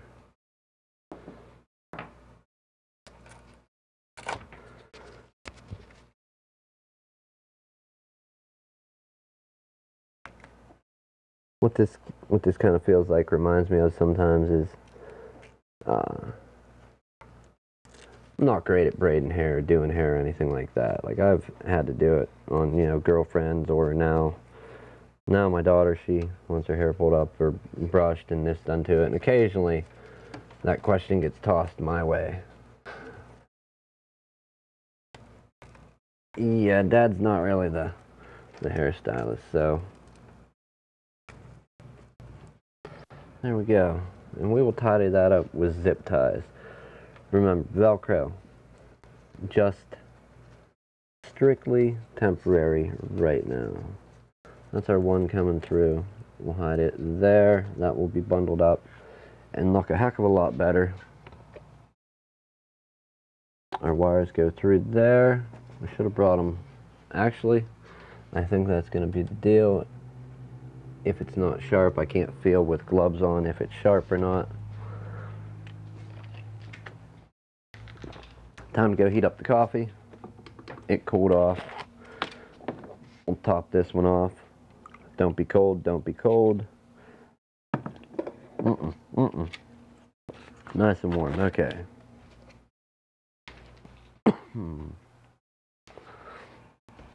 Long and not entertaining. Alright, and our hard drive is going to go back in. Do we have spots to screw down on the back part of this case? Or even in here, do we have an SSD mounting spot? I mean, these trays, I don't know now that an SSD will not mount there. Okay, and he just had this in any old spot in here. There's actually that one, and then one that was missing. That's impossible. There's not. I'm calling BS. I don't think this will.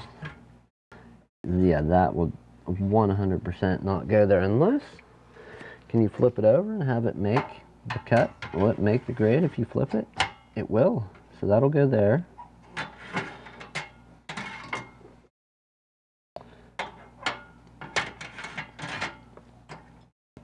That'll go there. Yee. So let's find out what exactly happened. We'll say that one's there. So this goes back in the same slot. And then this one goes back to the same slot.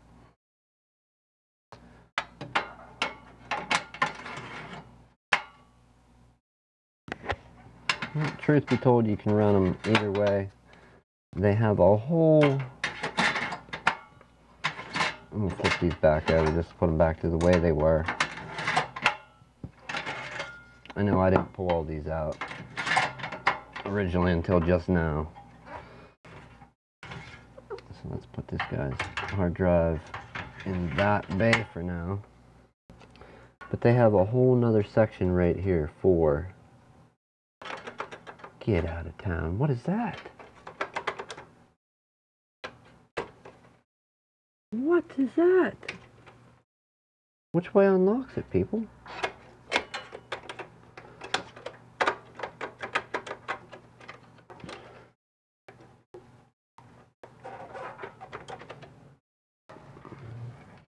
I am not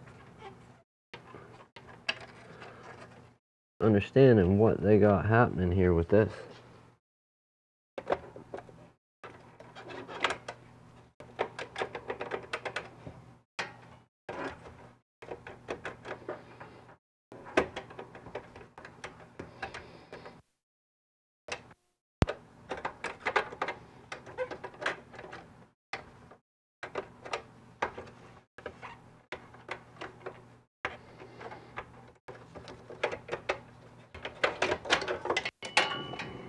I get it now.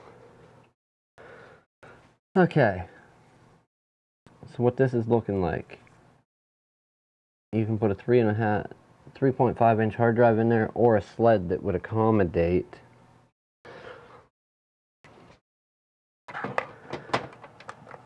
Don't just talk about it. Don't talk about it, monkey. Show them. Okay. You could put a 3.5 inch hard drive in this, or a 3.5 inch sled that holds a 2.5 inch hard drive. and then this slides in the ROM spot. Now, if that holds true, and I'm guessing this would take out some of the rigidity of the case, but if that holds true, no, that don't look like screws, that looks like rivets. I was thinking you could take this whole assembly out and have your hard drive there, which I think is exactly what we're going to do, is put the hard drive there. I don't know. Which way would everybody else do it? Would you put it here with the cables coming back here, or in there with the cables feeding around the back? One way, you need a dang long SATA cable, just like this one here. This is going to have to be piped out the side here.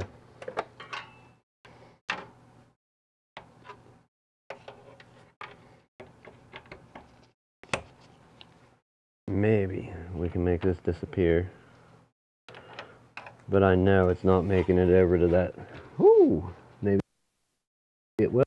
Maybe it will. But what's that actually look like? Yeah, no, 100% not. If we can find these where they go another way, or have this do an extreme turn, yeah, no thanks. We're gonna need a longer cable. Longer than that. That's super long. Because I think that's like 18-incher. I don't know if we have any longer than that. I would like to stick with black, but if we don't have black, then so be it. So let's put the arrow that way. I think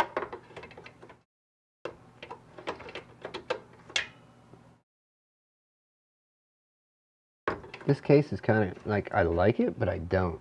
It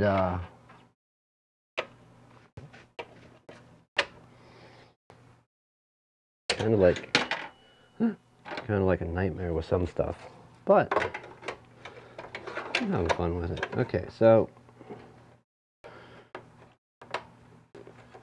it should be, yeah, it legit just locks in. When you lock those out, it locks in. So that would 100% hold a hard drive. Now that I know how that works, very cool. Here we go. Can we get fans spinning? That's what I want to know. Fan spin, can it be done? No clue, man, no clue. Alright, let's undo that here. And that will let us mount that better in that spot. And it doesn't have much whoop to it. So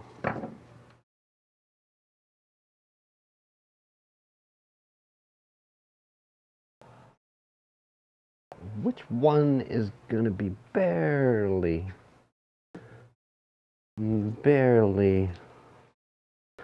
bigger than? And where's our drill bits? I'm going to start drilling holes through the whole damn thing.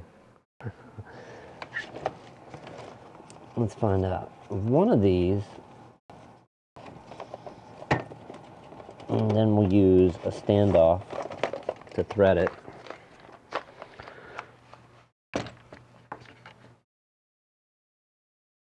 One of these should fit. Okay, not that one.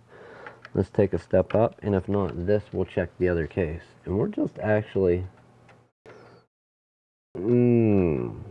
boy, that won't quite fit through the standoffs because they're threaded. Yes, it will. Okay.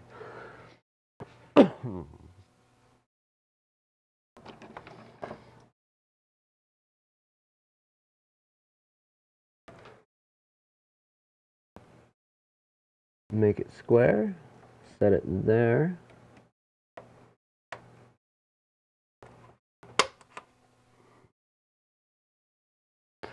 And did what we do work? Did the punch this steel? Indeed. Let's wrap it in. You know what? We don't want any shock going to the hard drive. We're going to hit it a couple more times. We'll pull that out. And this again.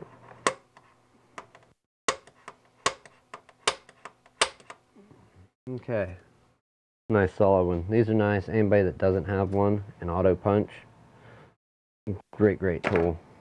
I recommend it. Very useful. I'm going to put a mark here so my old eyes don't forget where it is when I get back to it in a few moments. It is about time. Home is calling.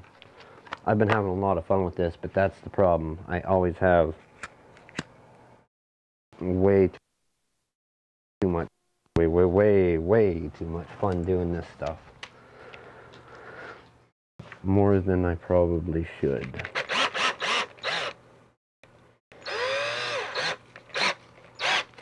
Alright, we're down on one. We're going to hold our circuit board out of the way. We're going to hit our center punched hole. Or not center punched, our mark from our punch.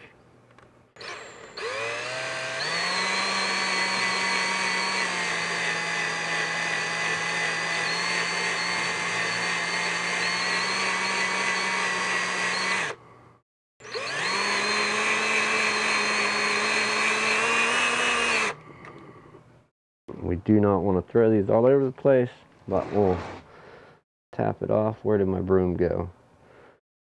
Where did my broom go?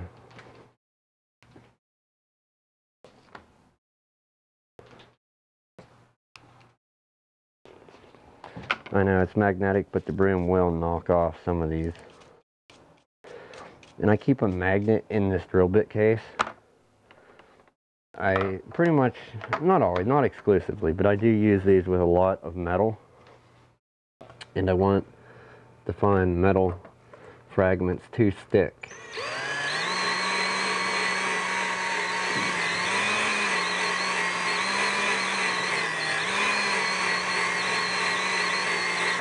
I'm also running at a low speed, that way I don't fling metal everywhere. As we're working on a computer, and if metal connects 2 points, and those 2 points are going to arc out, we don't want that.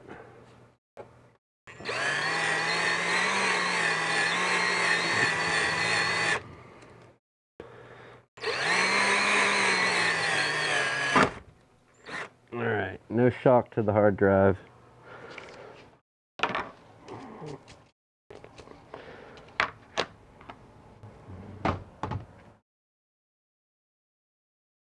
That should be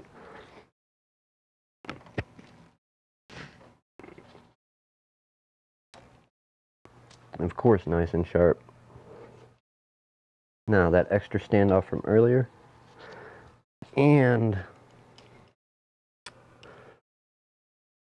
my nut driver that I put standoffs in with, we're going to use to thread this hole. We're going to attempt to thread it. Anyways, I don't have a tap this small here, but if we can get her to thread, which probably not, it's probably these brass standoffs is probably just going to eat the threads right off of it. Do we have to go just a little bigger?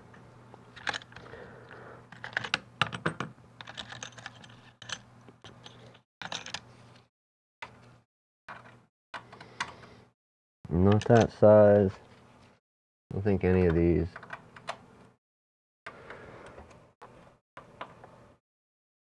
Well, if I have to, we'll call it quits and we'll go get the tap. I think personally it's going to thread. I know. Let's get a tapered screw that will go up to that size. And I have none. Imagine that.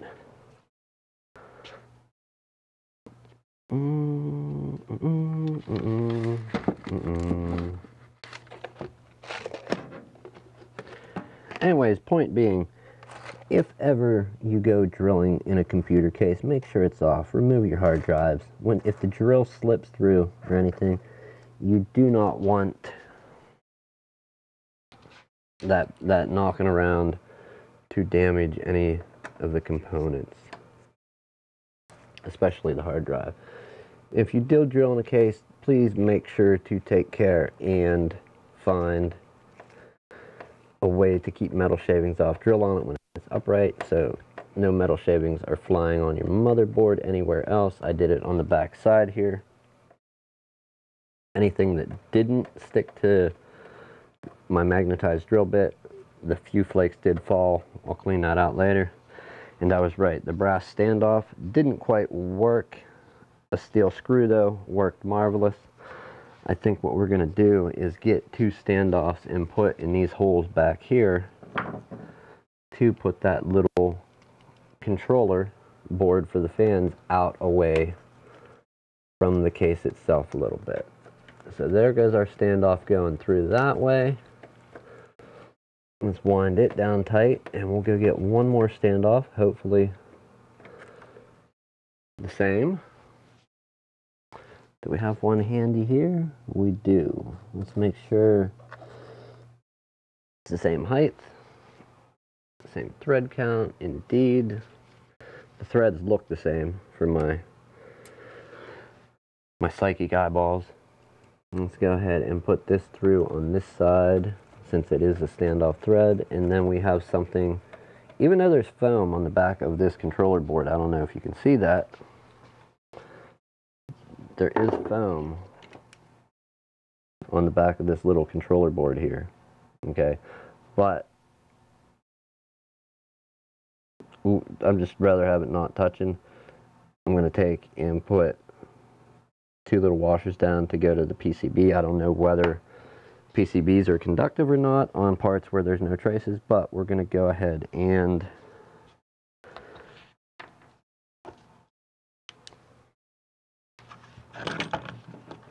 get 2 little washers and then put it down, put the screws through, and mount this fan controller back here.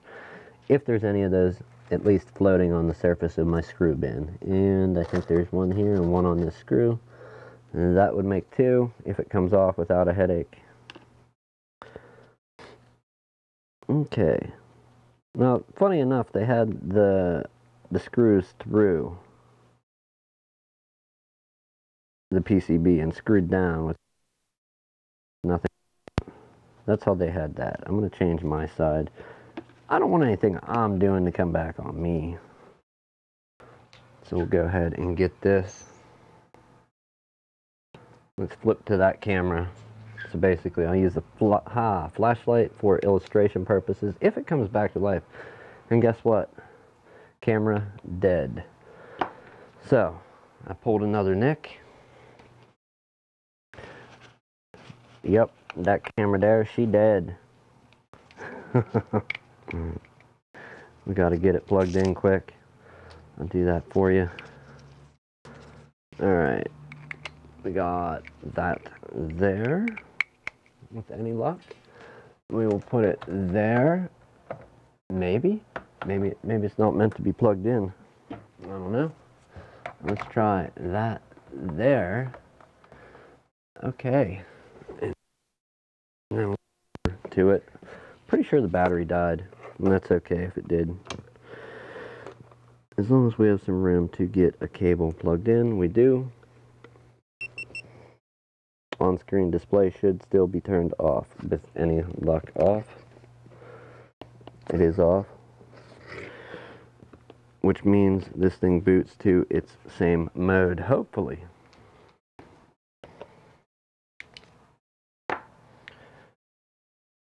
And not coming back. Not coming back. Deactivate. Let's. That's wrong. Why you too? Any fool.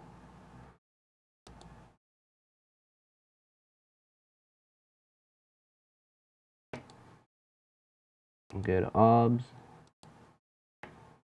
USB video device. Activate. Once it's active, And then we will plug it in. GoPros are really weird to use with OBS. At least in my experience, the Hero 4 has been an absolute nightmare to get it to work with OBS. Like, honestly, it has. Okay.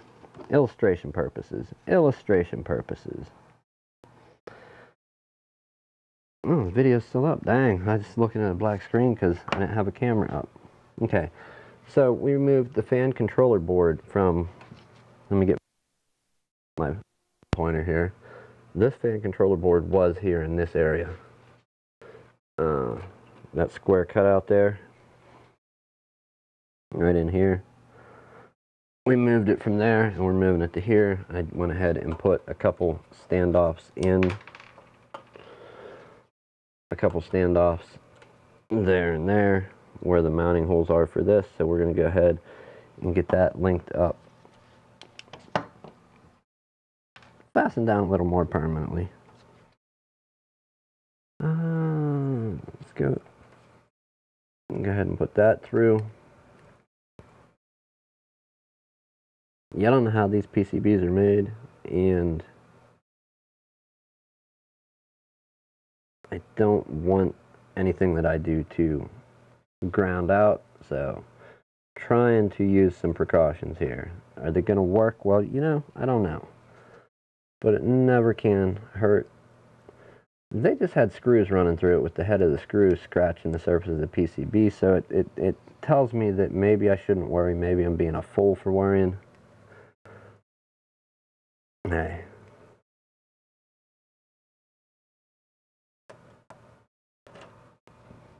I say, why not? Let's give her a shot. Right as I go for it, my one washer falls off. Now we got to find a way to finagle that back in there.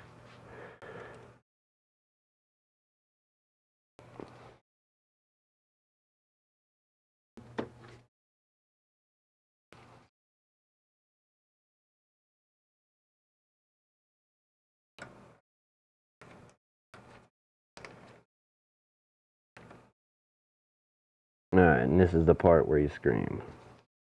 Not you, me.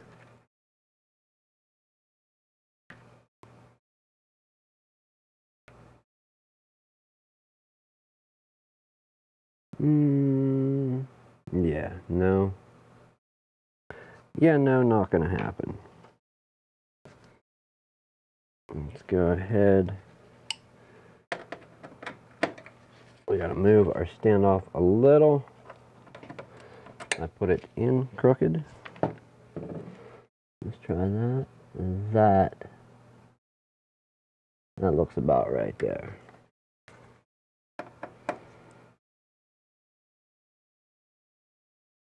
And then we have this other one that is on a hump. So let's take this back out.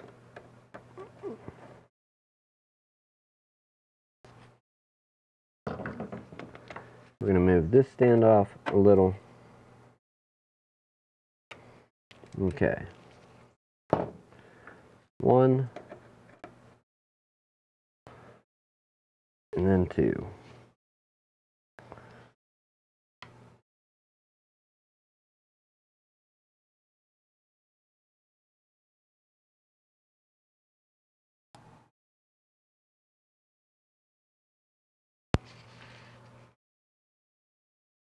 And do you have to get all crazy and run your wires neat and do this and do that when building a computer? No, you don't have to. It's just something that I really get into, and stuff that don't work. Like I said, that's just the stuff I like doing is making. Stuff that I don't have, I always like to try and make it, make something that you don't have, or if you have something that doesn't quite work, make it work. Now, granted, I'm not saying if I have, I get a flat on my car that I'm gonna go carve a wooden tire or something, or put the complete absolutely insane wrong size tire from completely wrong vehicle on it. No, that's not what I'm talking about. Not at all. But for non-essential pieces, parts and pieces, yeah, I will 100%. Alright, look at that. We got our fan controller board mounted down. I will make something if I can, or modify it to make it work better than it currently does. That looks good. It's there. It's fast and solid, so we moved it again. We moved it from this spot here, and what the problem was our power wire that goes out to the fan header and the motherboard was not long enough to reach from here to here. Okay, so now we can definitely, if it won't go from there to there, we know it'll go from there right out and onto the motherboard. So I feel good about that. But I don't know that that goes to the motherboard. So what we're going to try and do is get everything else hooked up, get our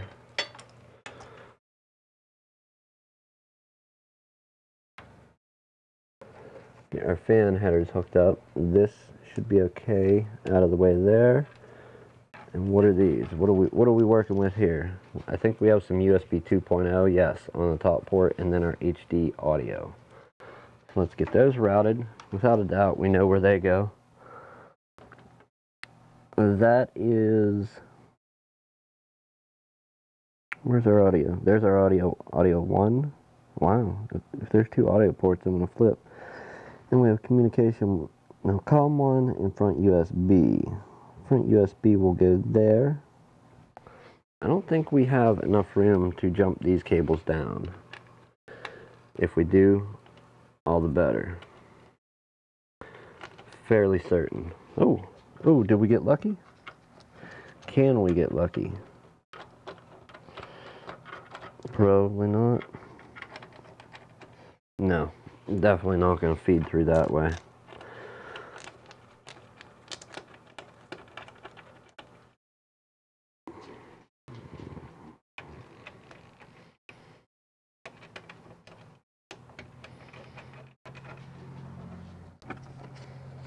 So close, so close. Not close enough.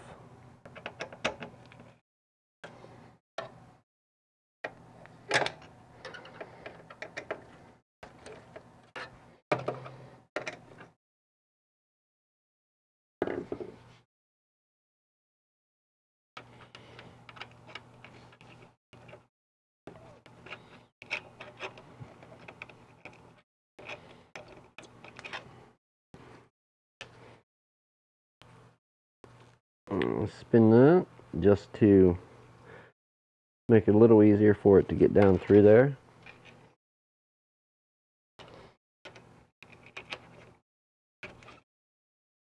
Okay, and this is our HD audio. I pulled another neck, guys, girls, ladies, gentlemen. Wrong spot. Okay. Okay, now we're in a much better spot than we were. If we go there, that's where PCI Express panel. Okay, so we have to go over behind it, and then I think we'll be okay. We'll be far enough away that we're not risking getting pinched by the cables.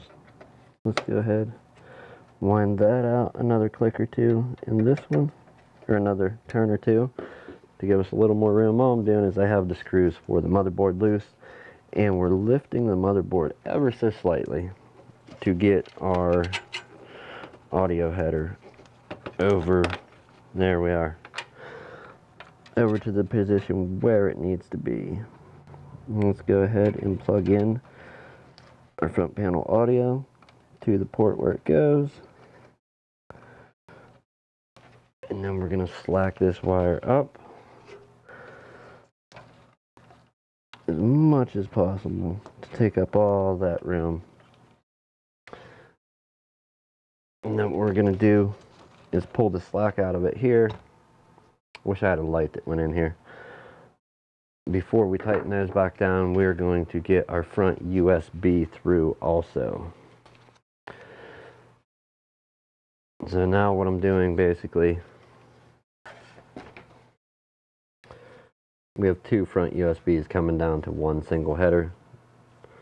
I'm going to take and I'm going to spin this a little bit just to bundle the wires together, make it a little neater, and it'll be a little stiffer to a little more rigid to run down behind the motherboard here. So I really didn't think I was gonna have to put a part 1 on this. Then right as soon as I hit go live, I'm like, you know what, you're a dummy. This is gonna be like a minimum 2-parter, if not a 3 or a 4. Like, don't be dumb, you know it's gonna be multiple parts. You don't do anything quick. Okay, so let's go ahead. Our front USB 1, we'll try and hide that plug right beside the USB 3, and then we'll go ahead and pull this wire up. That one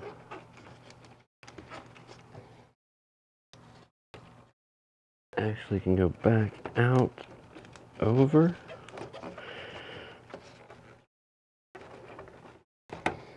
Okay, we're back off of the PCI Express socket there. Now, what we're going to do, since we have thicker wires running down through there, we're going to go ahead and tighten down our motherboard screws again, being this one here, and then this one on the very bottom. And after that's done, and I'll tell you about this now,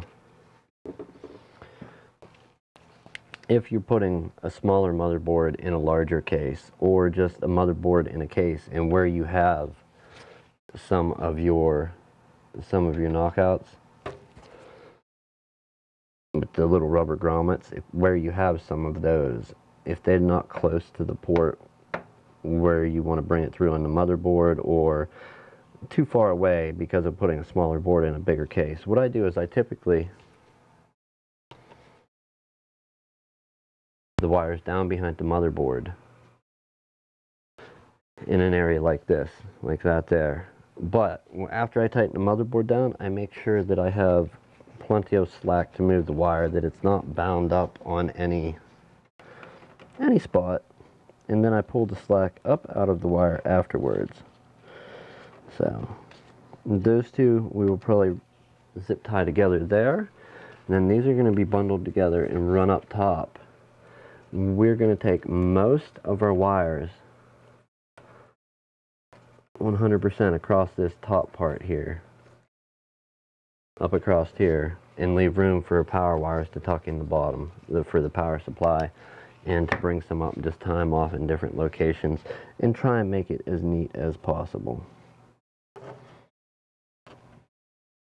It's not going to be perfect, but it should be nice enough, I would hope. I hope this, turns out good for this young man here. He's a pretty cool guy from when I talked to him, so I think he'll dig it. I hope he does. We may put some kind of fastener here somehow, not sure how.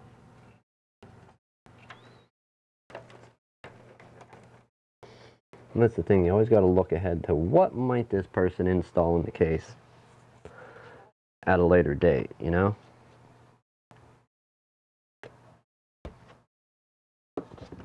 Alright, we're done with drilling. We're going to put his hard drive and sled back in there. We will go ahead and yank all of our power wires through. Wow, that's nice. One right, they're going to fit too. Right out the back, right by the power supply. So they're almost literally going to vanish right out this back part here. That's great, because the other power supply that was in here was longer and it ended in a weird spot. There wasn't enough room. There definitely was not enough room to run, the power supply came out to about here, right to about there, So there wasn't enough room to get all the wires through, but a couple could go through, and then we had to run some through here and leave most of that empty, but you saw a wire. These ones are all going to go through right here and vanish rather quickly, so kind of happy about that. Let's feed a couple more out the back. The chat's empty out there. Someday hopefully I have somebody that'll watch my show.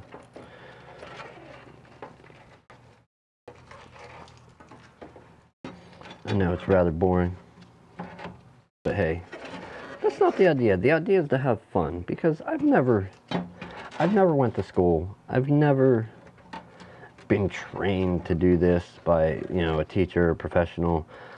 100% self-taught. The main thing is to always have fun. That was always the idea for me, to have fun and learn something while doing it.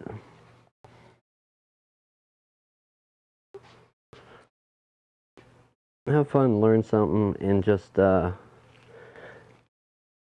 teach other people, share it with other people, build better computers for people that maybe have a computer that they didn't have a awesome experience with it.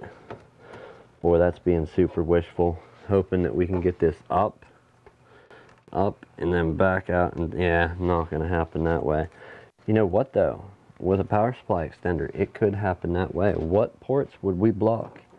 If we come out, this top right above the rim is another one of these grommets, but a small one for the fan wires. If we could come out of that with a power supply extender, we're not actually going to block any ports. Instead of having some multicolored wires come out, do we make it look nice? And we can always undo it later, but let's just take a quick look-see, see what happens, what it's going to look like if we can make this computer a little nicer for this young man. Hopefully we can.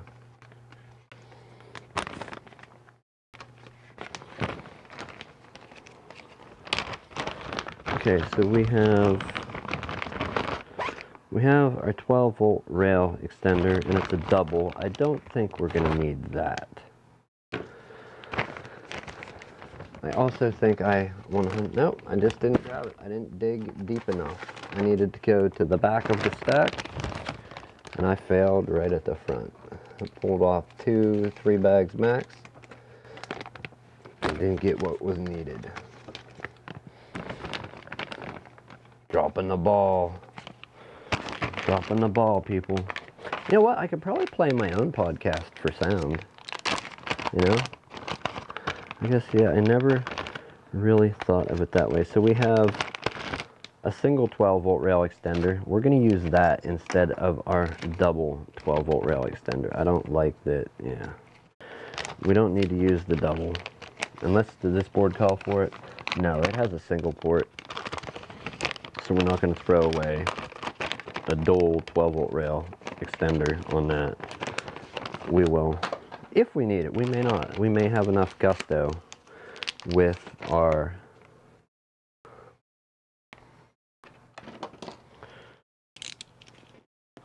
our 12-volt rail wire reaching all the way up there.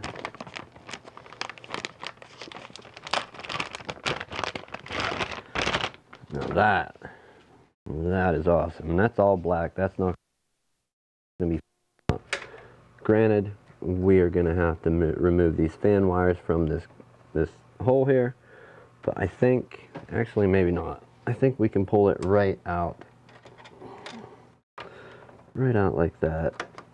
Oh, very nice, very nice, very, very nice, people. Let me see what's catching. Zip tie? Yeah, zip tie city, of course. Zip tie city. Crazy spot to bring the power wires out, but also the perfect spot for them not, no way, no how, never to be seen. But it's kind of going to put them in the way, so I'm having second thoughts on that, really. Like, there's no awesome way to do it. There just really isn't. Okay, so let's work on getting this back out of here now. Simple enough. We'll put it back in the bag. We don't need it. I was just trying to use something covered completely in black versus something kind of covered in black poorly that has a bunch of goofy wires coming out the end. I think what we're going to do is come up here,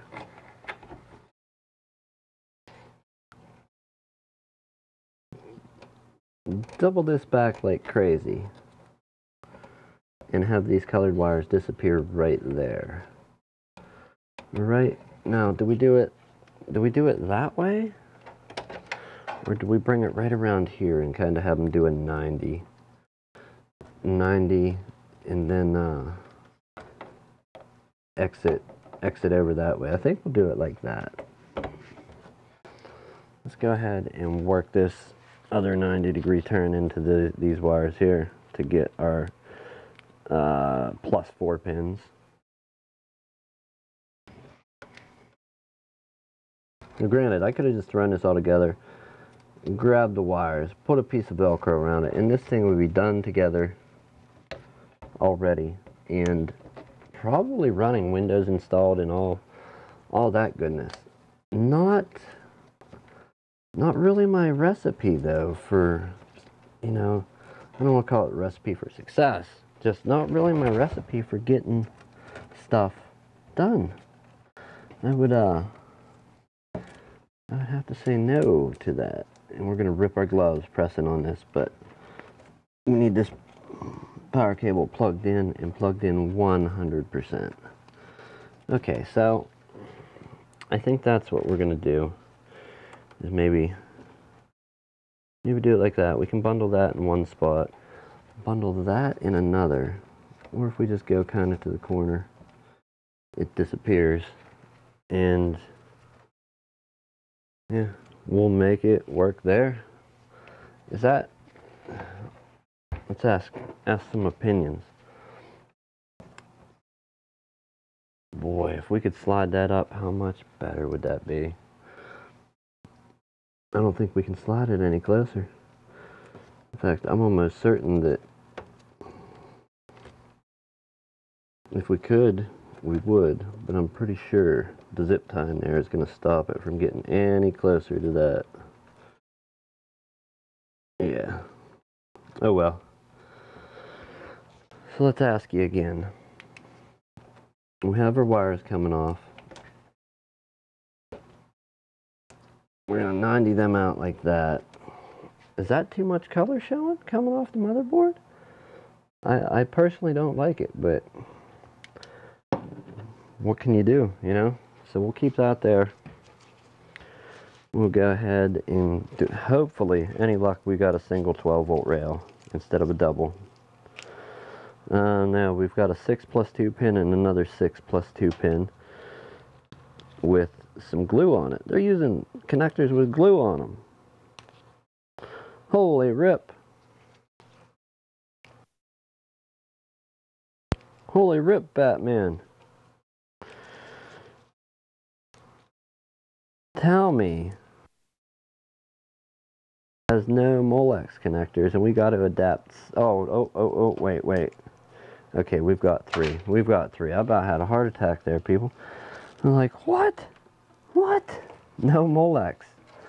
What are we going to do with no Molex? Okay. Quite a long 12-volt rail. I am very, very happy with that. We're going to try, while we're back here, we're going to try and get this mesh covering the wires. We're going to try and get it and the zip tie and everything at the end closer to the end of, yeah, that's, I like that a lot better. It's closer to the end of the plug. If we've got to bend one off one way, we do.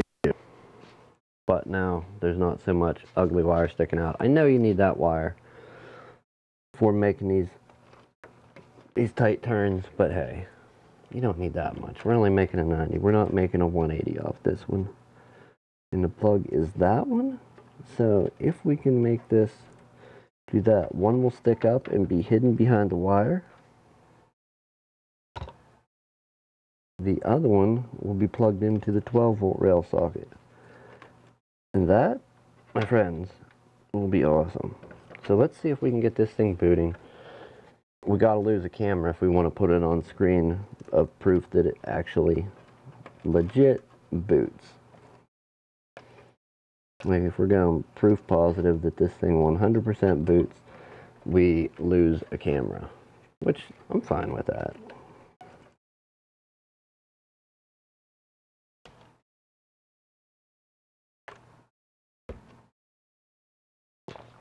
Alright, 12-volt rail is go. Let's get our PCI Express up here.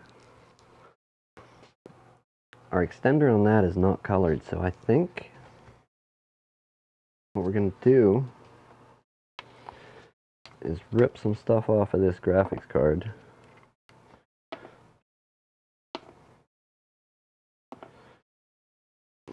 Get this put in and try and get it screwed down and in place. That is super close.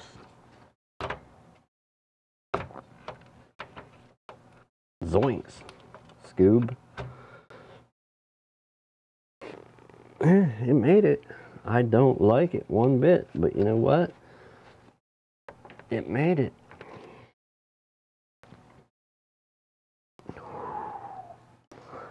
Okay, none of these match, do they? Actually, they do. So guess what? They're going back inside.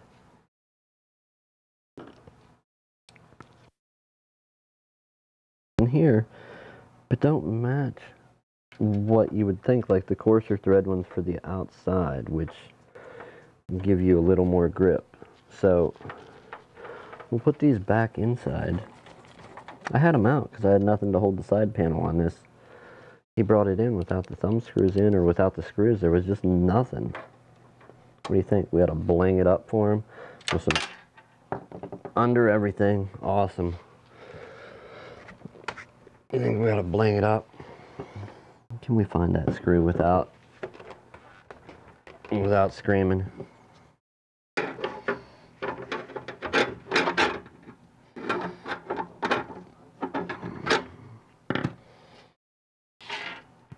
There we go. Okay. Let's try and go again. Put this on and see.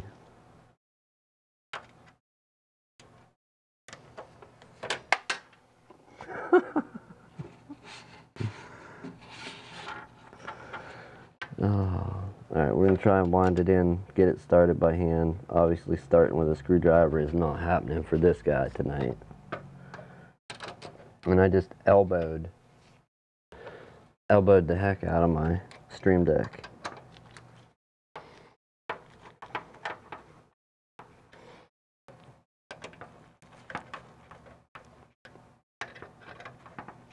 This kind of leads back to my original thing. I think I said it once in a video, that if you take somebody, okay, if you take somebody and try and stuff them into a box, try and make them fit into a mold, all right, they're never, ever gonna be somebody that lives and breathes something and does it every day because it's enjoyable.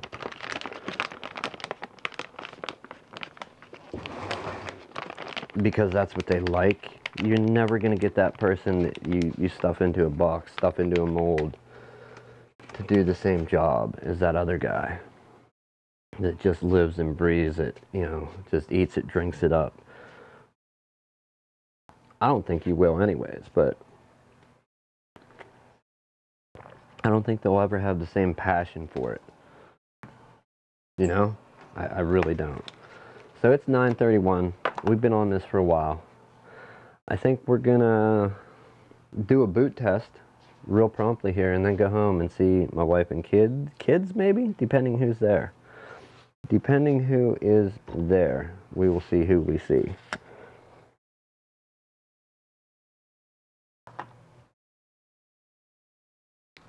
Alright, we have a SATA. Alright, what is this? This is our PCI Express. Our 6-pin plus. Our 6-pin plus 2. It has glue on it. We're going to trim the glue off. We don't need glue on it. We need it to plug in properly. EVGA, what were you thinking putting glue all over your power supply? Your 6-pin plus 2-pin. Another thing, just because this kid don't know it, and if I tell him he's not used to the computer world, being that this was his first build and he shorted it out, I'm going to go ahead and register any of his EVGA products that he does have too.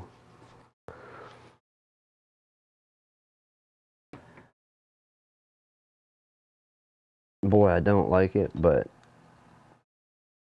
And I'm hearing volume somewhere. I don't know where I heard volume at. Maybe it was there, who knows.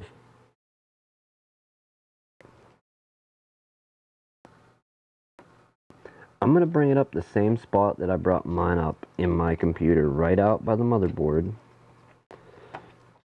Actually, what if we come out by the power supply? Okay. Yeah, it's just going to look absolutely horrible.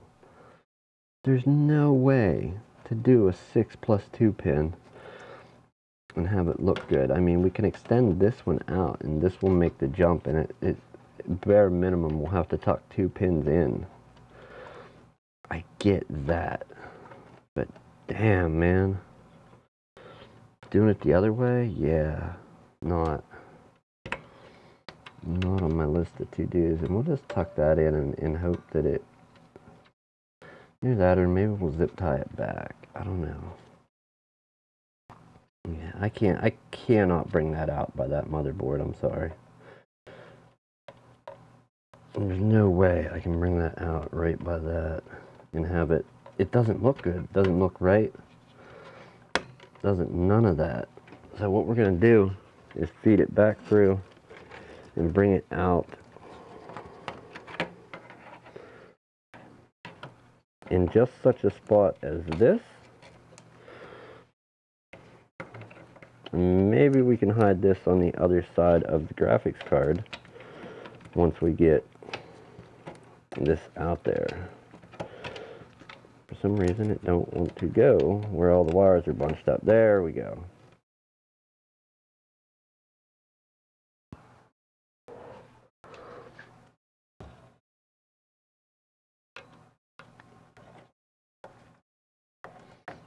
Boy, there's just no way to do it and make it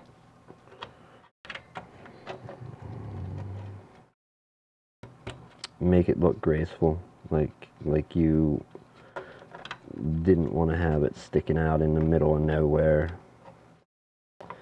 without running across the top. Maybe we run around the back side. Can we tuck them in? No, because they'll fall down and hit the fan.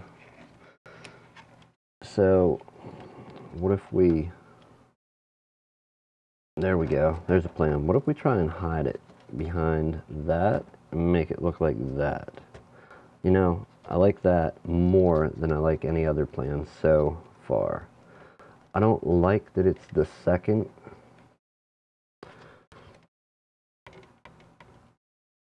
It's the jumper off of the main 6-pin. So let's plug the main 6 plus 2 pin in right now and see if we can't hide one behind the other, and then have these other 2 pins plugged in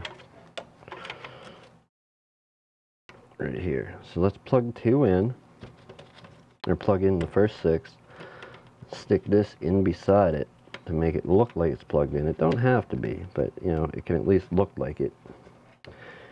We will fold that back as much as possible. Try and hide one under the other. So let's straighten this end out. And if he ever upgrades to another graphics card, then he'll at least have this where he can plug the second one in and it'll be jumpered real nice. Now that, It's not a glorious solution, but it's a solution nonetheless. If we can just hide those in there, I think I'll put a zip tie around that to make it look like it's plugged in. Maybe, who knows, maybe a little, we don't need no double-sided tape. We'll just put it like that. See, those small details like that are what bug me. When you could have something that looks nice, or you could have something look so much nicer. Yeah, we're going to take one there and one right back. We attach those two there. Maybe attach those in the middle, I think. So let's look at that. I know it's not staying where I want it, but if we can, we attach those two together,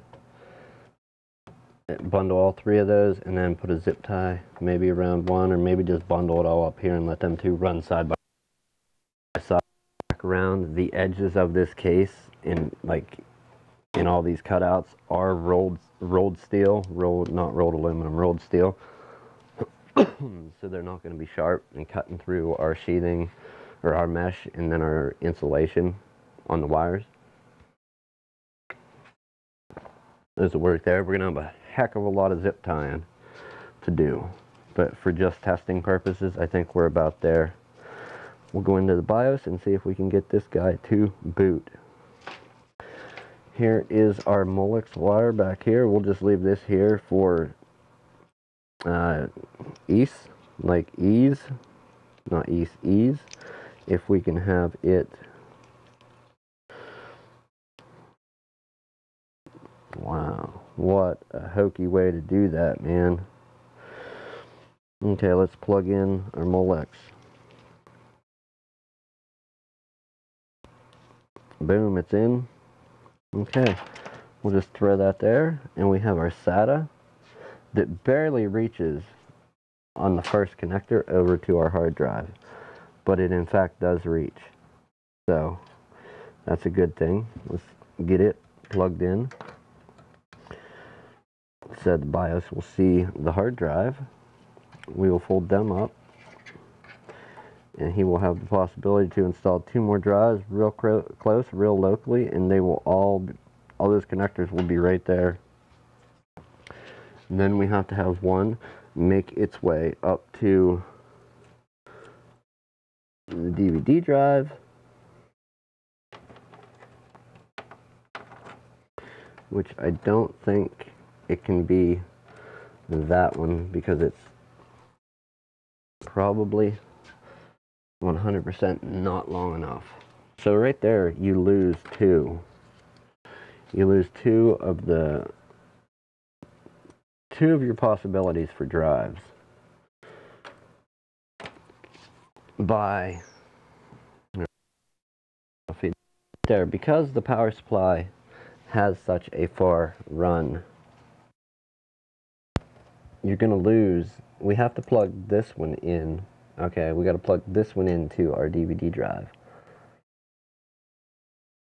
We're going to use the functionality of this one and this one unless we extend them with something, like just a single extension to get it out to where it goes. But I never feel it's safe doing that, so maybe we'll explore trying to get over to this spot with our second one and at least leave another one here if ever we want to use it, by moving the DVD drive down.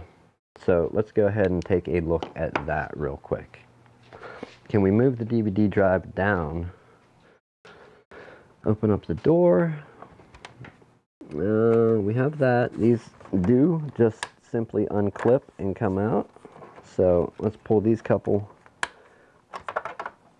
5 1/4 inch bay doors off. I know you probably can't see this on camera, but I promise I just pulled those out of there. Now, we need to unlock our DVD drive by pulling them both back. Back's the one to beat. So we pull it back, or do we push it forward to unlock? Is forward the unlock or back? people? Forward or back? Take your pick. Forward it is. Okay, so real quick, we got to lift this up to be able to get our drive out. Let's sink it into the second one and see what it looks like there with our wire going through. Wow. If we were in the first one, we could almost make it with our first wire. We're about that much too short of making it off the first jumper on our power thing. But if we go to where we're at there, well, we can 100% make it and still have one more. So let's do that.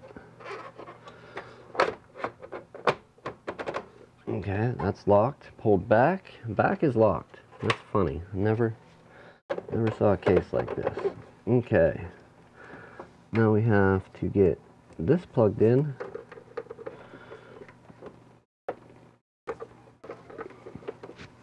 To the SATA port here. SATA power.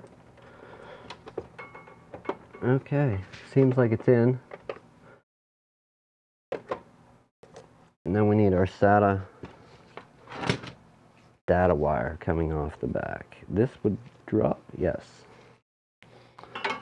Let's do that. I'm gonna have this do an inside twist to hide the curve and the kind of 90 on it. I don't like bending SATA cables either. I guess you can do it, but I don't know, that was something I was never comfortable with.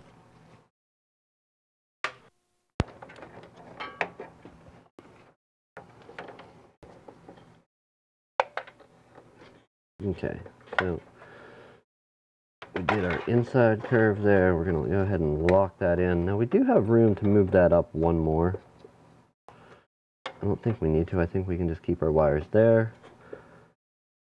I don't really like that though. And if it goes up, it's going to hit there. Boy, which way do we do it, people? Which way? We could come out there. Is it ever gonna hit? But then our wire is 100% not gonna reach. We're gonna be struggling as it is to get all these cables connected. So our next closest spot is to come across there. We can't come down and come back up because there's not enough run in the cable. We may be able to come straight and have it drop down under the motherboard. How we're going to test this.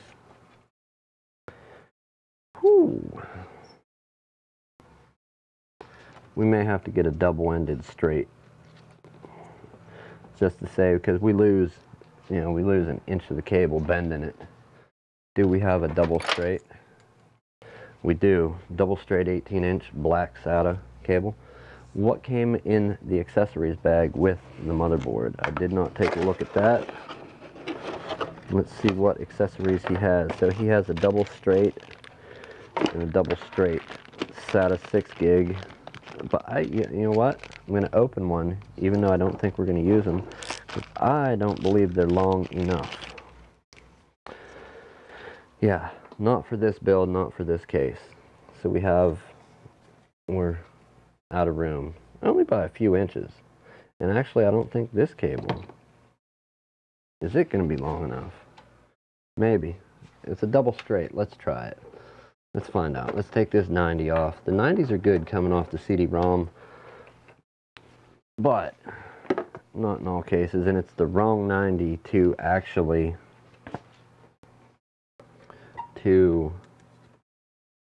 use for, well, now, isn't that kind of goofy? Let's put a slight twist in it. Have it come off the back of the case here. Put the bend in it to get it to go with it. It's going to come down. Come under all our USB 3 wires on the back side, which I know you can't see. We're going to drop it out beside our PCI PCI Express 6-pin, our GPU power. Route it down that way. Okay, so if we do decide to run it under the motherboard, it will come up, make the 90-degree turn, and plug in. So now we need to, see, there's a screw in the way of the one, so at least one of these, and it's going to be SATA port. Whoa, whoa, whoa, people. Don't listen to dumb me. Did I pull a nick on you yet? Did I pull a nick on anybody yet? Okay, so we have some of our 90s here. Now we can either back bend our 90 like that to get it to come off of the motherboard the right way, because our 90s do indeed, they will plug in, but they'll plug in the wrong way. So if we do a 180-degree turn on this, which I hate doing, we can use one. Is it going to hit the RAM? That's what I'm concerned with. And yeah, it does look like it might. So, next option, we're going to trim the insulation just the tiniest bit to let it turn a little tighter.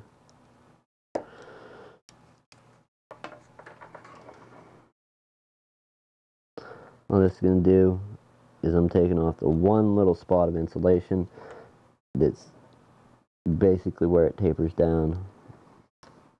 We're going to take that off, and it will let it do that 180-degree turn a lot more gracefully than without it. And crazy, right? Cutting new wire. Yeah, I think so too, but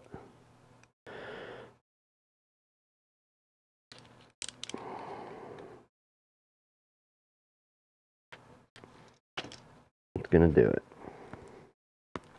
Hopefully it's going to do it.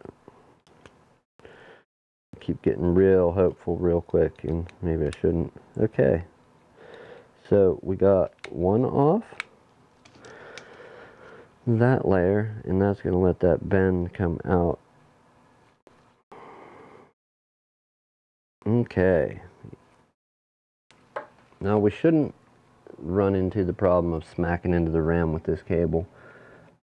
We're going to go with SATA port 1 on this one. Now, and it also, being that it's a 90, it frees up the clicky side of the port where you would want it to be able to grab it. But once we route it through here, it may block it again. So let's see how this works this way versus the other way.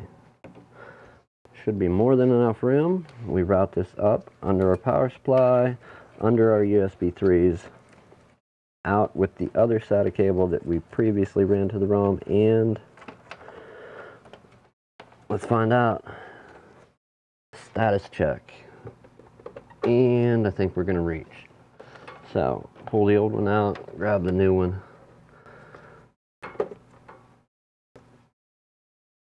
And get it.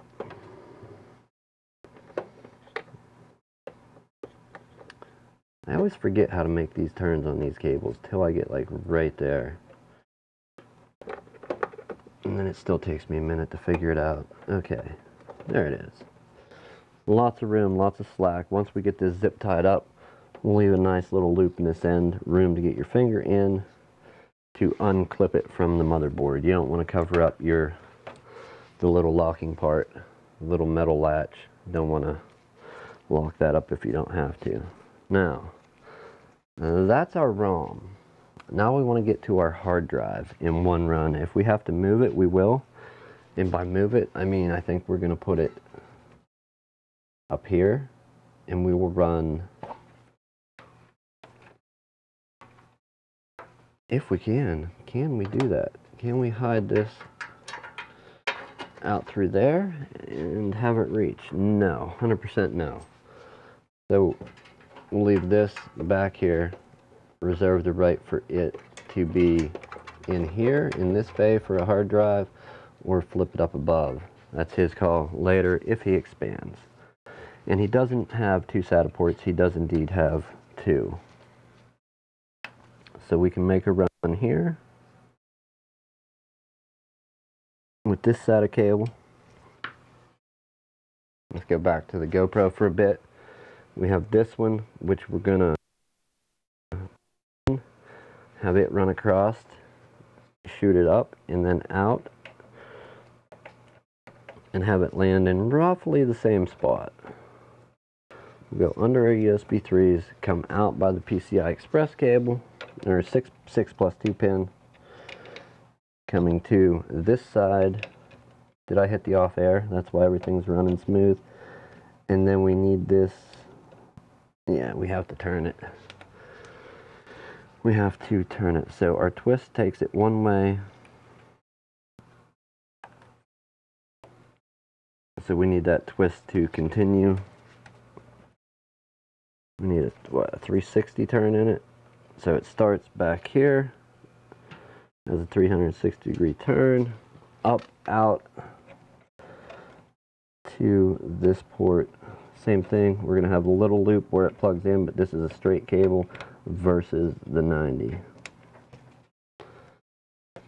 And being that his gear came with two shorter cables, they're all 6 gigabyte SATA ones, but they're shorter ones. We'll keep the shorter ones for a smaller cased build. We have a smaller case out front, and he can have the 2 longer ones. Alright, we've got, now let's run over this quick check. SATA data and power to the hard drive, the DVD-ROM, PCI. We have our CPU fan plugged in. We might as well plug in one system fan to that header there to try and get, just try and avoid any system fan errors. Does this motherboard have one? I don't know. Do I want to find out? No. It's just one more thing to hold up the process. Other than my slow build time. Obviously. Okay, so there we have a system fan, CPU, fan spins, RAM is plugged in, GPU plugged in, locked down, 100% screwed in. Everything routed out that way. Power supply is not plugged in yet, but will be soon. Let's go put our ROM doors back on. That's up there.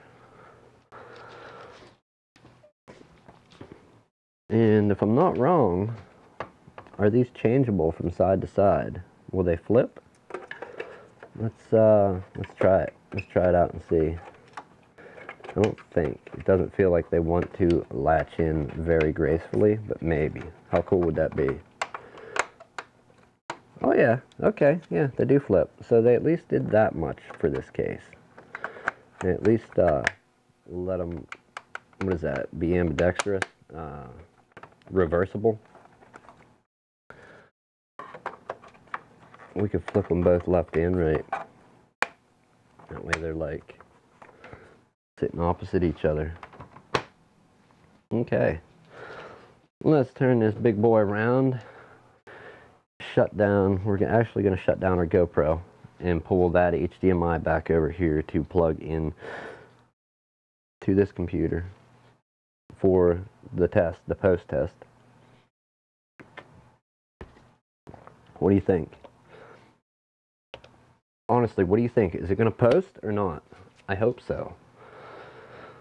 Alright, shutting down the GoPro now.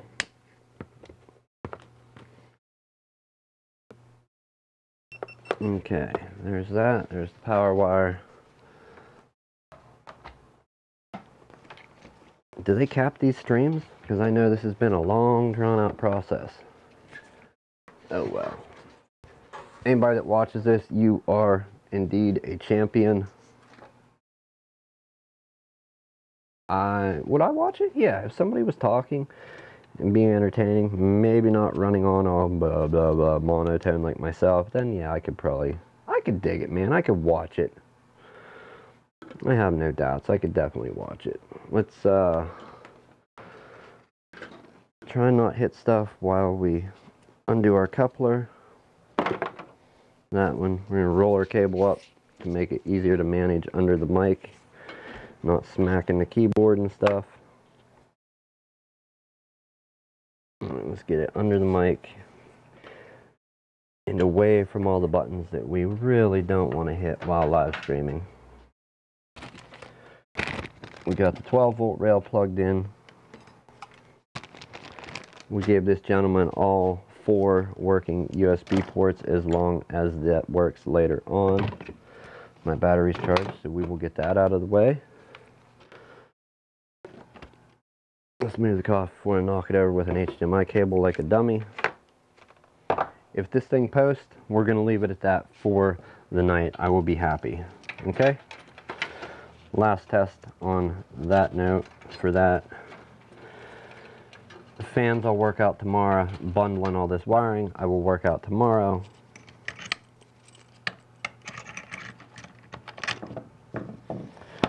Big bellies ain't free. They take a lot of food to keep them in working order.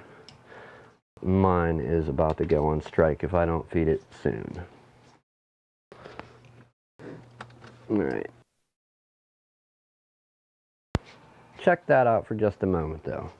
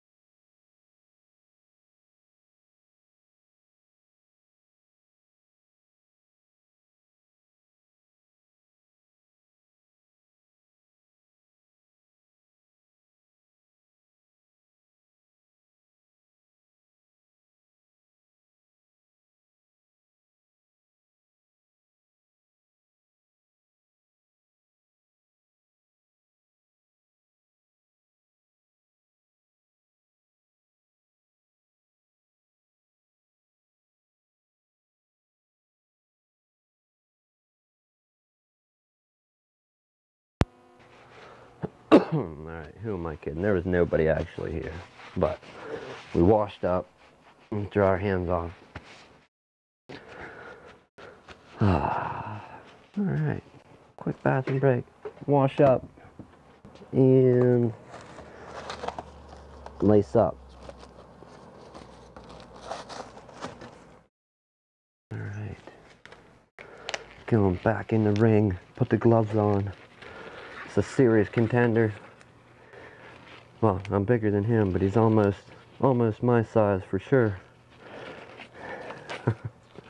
Now this is a big tower. I was quite impressed with the tower.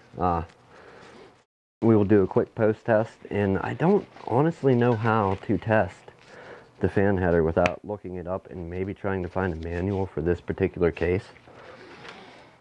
Yeah, I don't know. I really don't know. So let's turn this around without smashing. And just look at this. Like, I can't even show you one to the other. I got me. I got the right case. Like, this case is monstrous. There's a better close-up look of what's going on internally, you know? Like, the wiring that I started on this side, it, you know, true, it's held up here, and I think here with Velcro. We're going to come back and do it with zip ties and bundle it up all nice and neat. These actually are meant to come up here, and they're going to tuck back in here. And this one, I don't know yet. It's just kind of there. We have room for powering two more hard drives here in the chain. I would probably do like one there and then loop this back up. There's all kinds of potential with this case. And he has, what, 2 more available SATA ports if he gets rid of the DVD burner. Then he's got 3. Plus, he has a SATA data coming off of this USB 3.0 card that we may or may not have to run power to in order for it to work right. So, yeah. Don't know about that yet, but we'll find that out sooner rather than later. I think if I run that through the same port, it's not going to go up to the motherboard as graceful, this USB 3 wire, but it don't have to go to the motherboard as graceful. It needs to go with the one that's going to the expansion card gracefully. That would be a blessing if it could ride right along beside it and help support it to keep it from flexing the expansion card, because that's, you know, that's not cool. We don't want it flexing out on the expansion card, busting it up. Let's get our light. We got old eyes. We can't see to plug these things in, people.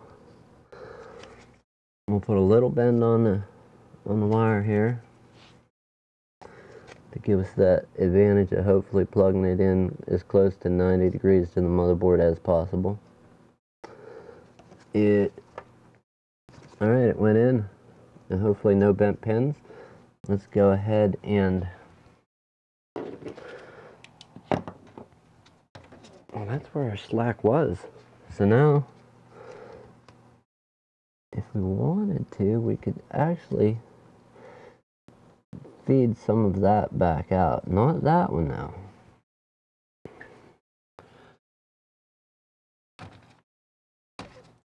Alright, so our Velcro is holding. We want to feed this one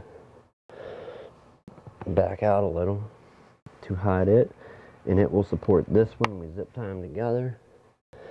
Brace one. Yeah, okay, I like it. Alright, who's ready? Let's hook the power up and do this post test so I can get out of here and go home. That work? Not that I think this thing's going to have drivers right about now. Can we go? Can we go? No. Do we have a DVI to VGA? Do we? We should. The question is where? That's more or less the big question. Where is the DVI to VGA adapter? Well, yeah, see? That's HDMI. That is HDMI. There's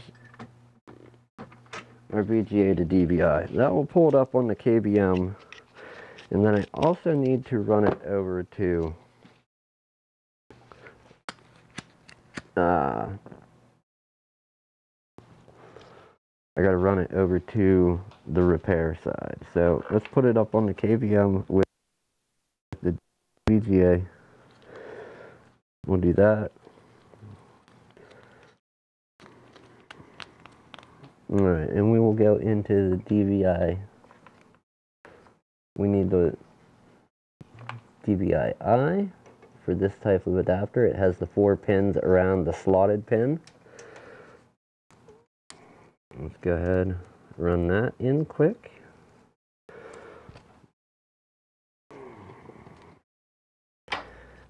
Get our PS2 wires.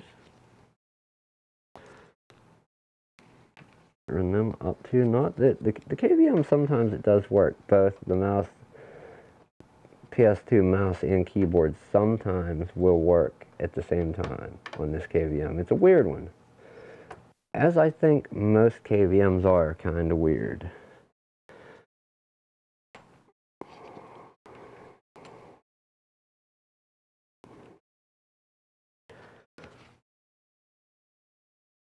I don't know, I just never met a KVM that wasn't very temperamental, you know? So like, alright, there's that. We have sound to go in still. Dang, that's pulling on that network cable.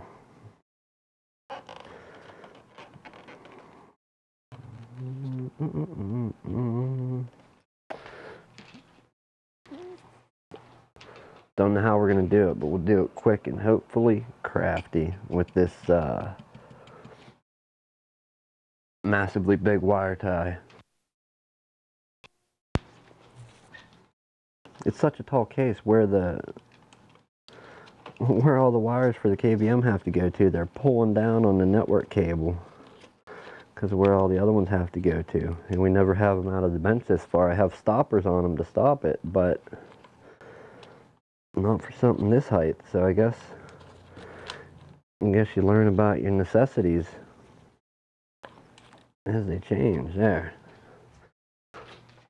Okay, we got that one out the way. I think that's all hooked in except for our HDMI to the repair software, and I don't know that BIOS will boot dual screen. I suppose I could just get it to OBS, but I don't know if BIOS will run to OBS. So let's see what happens. We'll flip our power.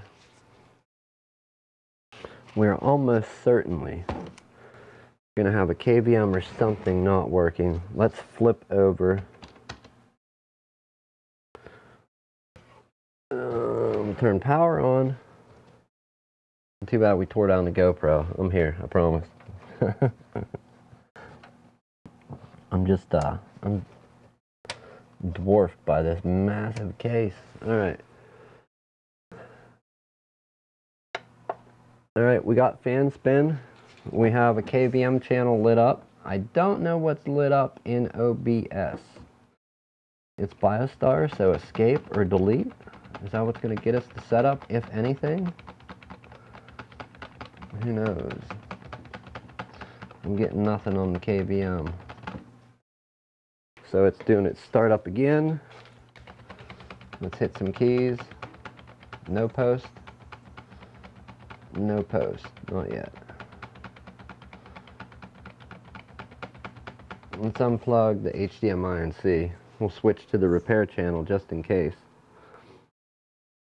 Okay, yeah, I have nothing. Okay, so we got fan spin, but nothing on the KVM yet. We are powered.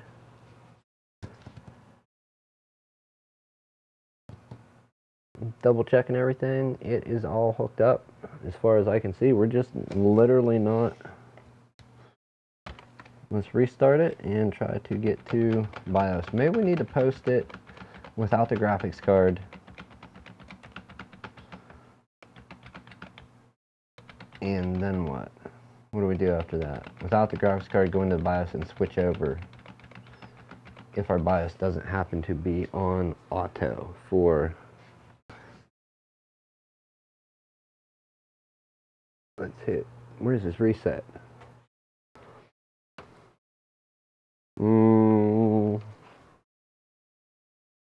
What? This? Nah, no way. No way. I call BS. There's no way they're spinning. No way in hell are those fans spinning. That's... Oh! Oh! How are those spinning? Just off? Oh my goodness. Okay, so that controller board... 12 volts will make them spin. Okay. Spinning right? No. But spinning? Yes. Spinning nonetheless.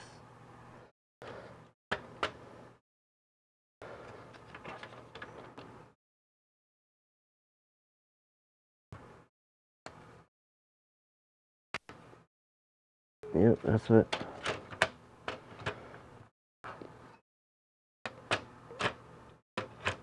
Okay, there's that one.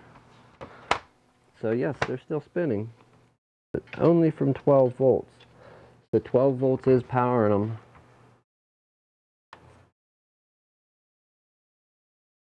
And if I move the slider, the ones on the top and the other slider, the ones on the bottom goes. If I hit this button here, what does that do? Does it restart the case? No, it doesn't look like it. We have these things. It's this one on the side that all it does is opens. It literally opens the top vents with these fans on. So if you're going to have them running, I suppose.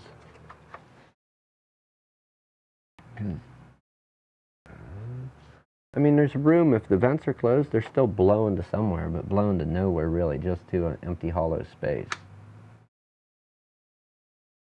Okay. Time to diagnose it, people. What's wrong? Do we need a graphics card out? What do we need to get this thing to post? So no post on the first go. Let's shut it off. Turn it back on with only the KVM plugged in and see. Alright.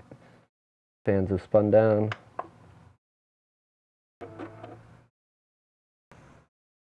Oh, tab, delete to enter BIOS. So we do have a post here.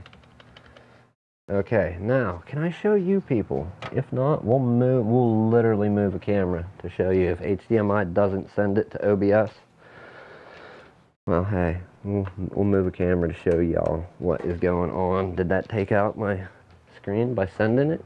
Or did it possibly send it? Yeah, I didn't think I'd be that lucky. Okay, how to do. How to do.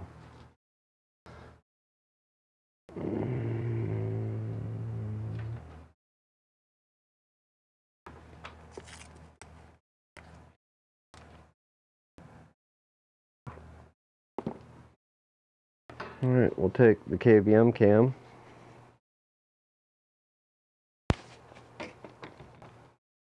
And hope that it looks good there. Okay. So our KVM, we do indeed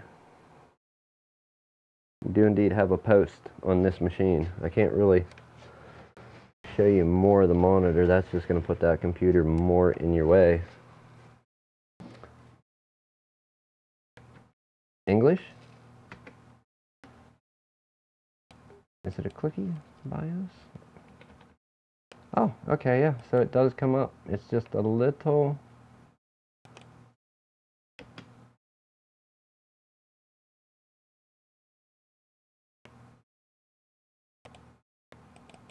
Okay, English, So it's set up UEFI. Is there a way to go to an advanced? There we go. I like it like that versus the where it's all a bunch of pictures and stuff. Yeah, it's not my thing. I'm old-fashioned. I like old BIOS setups.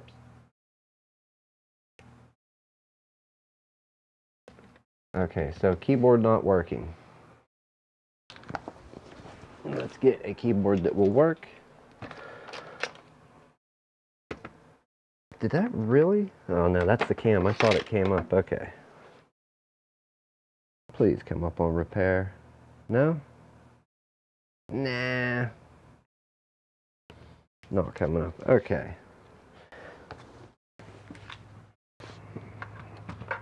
Let's open up this USB thing on top here. We will plug in to a header, set up the BIOS, and we got a mouse and a keyboard all in one here. Hopefully it's going to work. Okay, arrows, yes. Perfect. CPU config. 60 RAM. No clue what some of this stuff is. This is software guard extensions, invalid. Let's escape. Oh.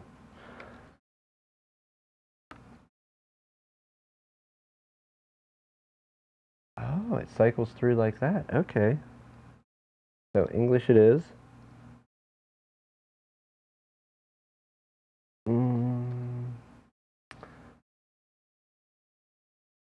1/8/2019. It's not the 8th yet, is it? Surely. 1/7. 10/19. 1/7.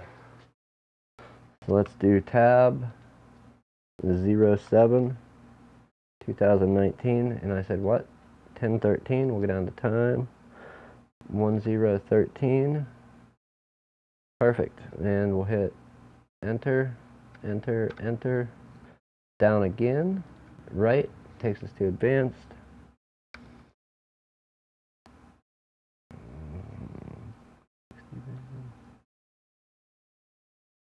Invalid PRMMR. No clue what that is, but it's saying invalid. 32 or 64.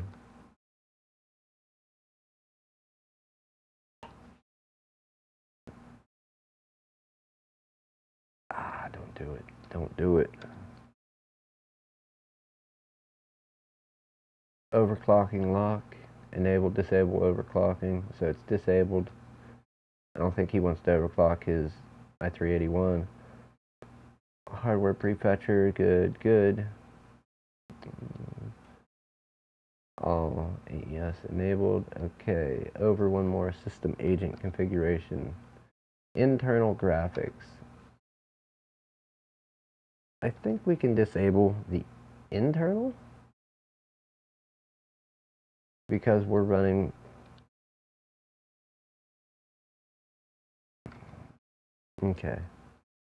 we're running primary display is going to be PCI Express graphics.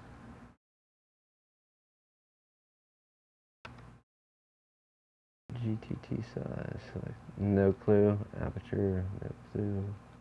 I'm going to leave all that default. It obviously boots the BIOS. If ever not sure when setting up BIOS, do the leave defaults. Defaults should be safe, but not always. For the most part, they're safe. Max link speed. Gen 1, Gen 2, Gen 3. We'll go to auto. I like auto for that. It can make up its own. 1 for 5, 4, 3, 3 for a boot timeout. Or setup prompt timeout. 3 seconds isn't long. Boot up numlock on. Full screen logo. Sure. Fast boot. Enable fast boot. Last boot hard drive only. SATA support all SATA devices.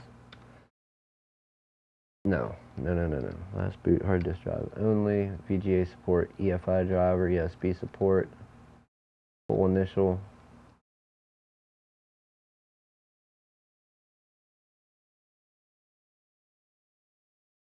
Redirection support.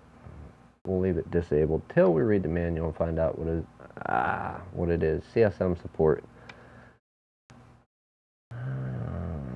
We'll enable it and hopefully, okay, boot option filter, U, EFI, and legacy. We're going to leave it there. Hopefully we don't have to switch it to UEFI to boot into UFEI Windows. UEFI and network. Boot option filter.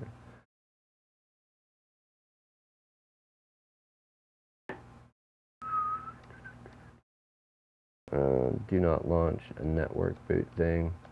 Storage. Okay. Legacy or UEFI. Try that. Video. UEFI. PCI boot option priorities. Why can I not get to them? Storage. Bet you it's legacy.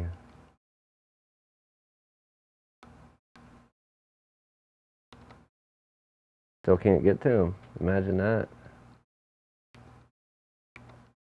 So I switched it all to legacy. Still no way to get down further. Do not launch.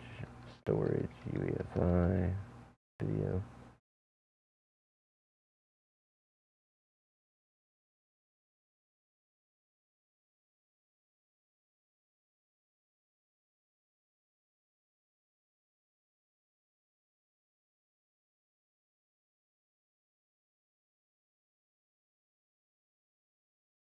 Okay.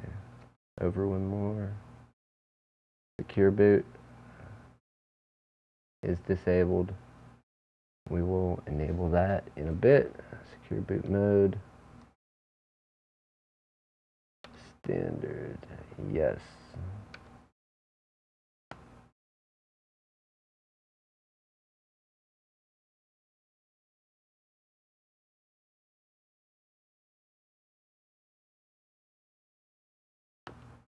In custom mode. Okay, so maybe we want custom. I don't think we want the other one. Yes, okay. And lastly, what is this?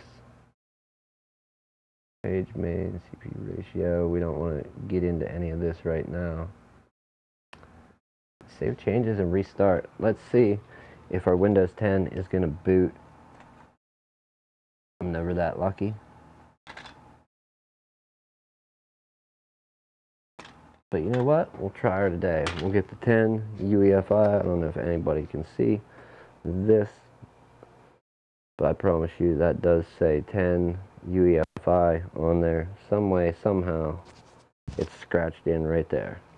All right, let's find out if it's gonna boot. Call me curious. Will it boot? Save changes and reset. And is it just a save changes? Save changes and reset, sure. And delete is what got us in here. Because I don't know what the boot key is. We're gonna take that out because I don't think it's gonna boot to with the HDMI plugged in.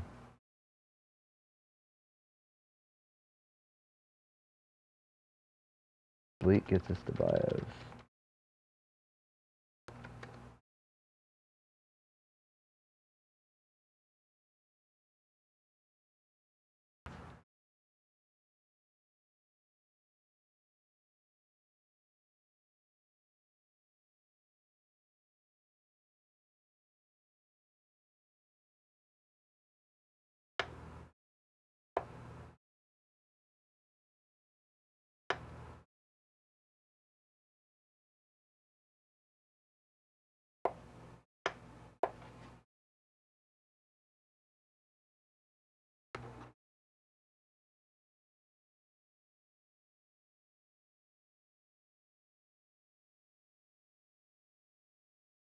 Well,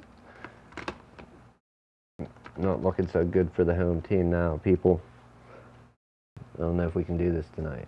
Probably not. Anyhow, we got it to post. We may have to reset BIOS if I set a wrong dummy option, getting in there and getting finger happy, punching keys, trying to set options I truly did not need, because it looks like nothing is coming up now. So we will try one more power down.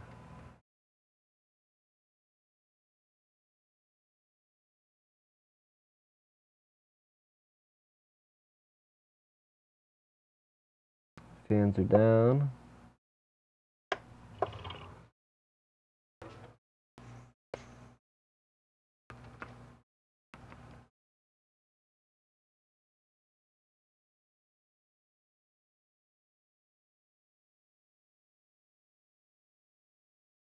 Yeah, nothing, not a nothing.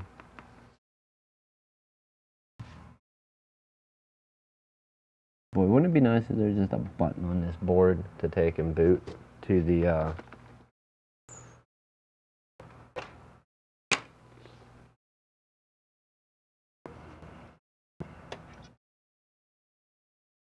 hard drive from power for right now. Data.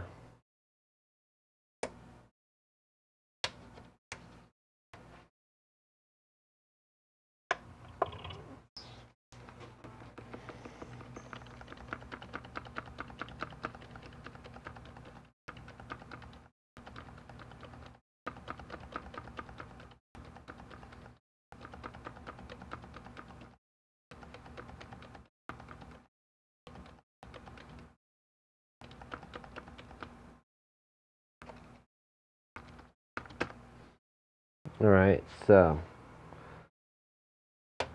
not doing battle with it tonight.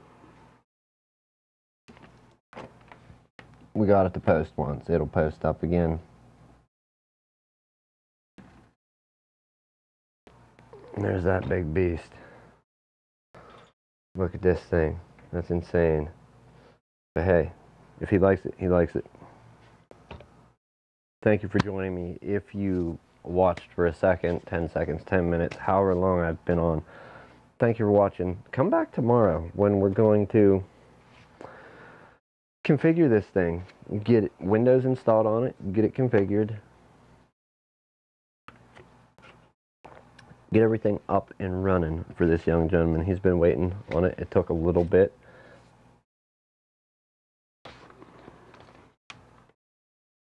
Oh, I get it. I get it. I see why they did it, but yeah, don't make sense to me, man. They tucked that plastic in there too far. Thanks for watching. Think about commenting, liking, subscribing. Thumbs up it. It was long and drawn out, as promised. I knew it was going to be a slow build. I'm not going to slam it together and rush and mess something up or miss something. And indeed, at this point, it is not 100% yet. So, what is that? That does not remind me of supposed to be like that at all. But hey, what do I know? I'm just a dude. Yeah, that, in fact, looks crazy, but whatever. Come back tomorrow. We're going to fix this thing. We're going to get it going. Give this young gentleman a call and hopefully he likes it. Maybe he'll say something on the stream. Maybe he won't. Who knows? Either way, tomorrow, Tuesday morning, let's get it going. I will see you then. Thanks for watching now and in the future. Have a good evening, and I will see you then.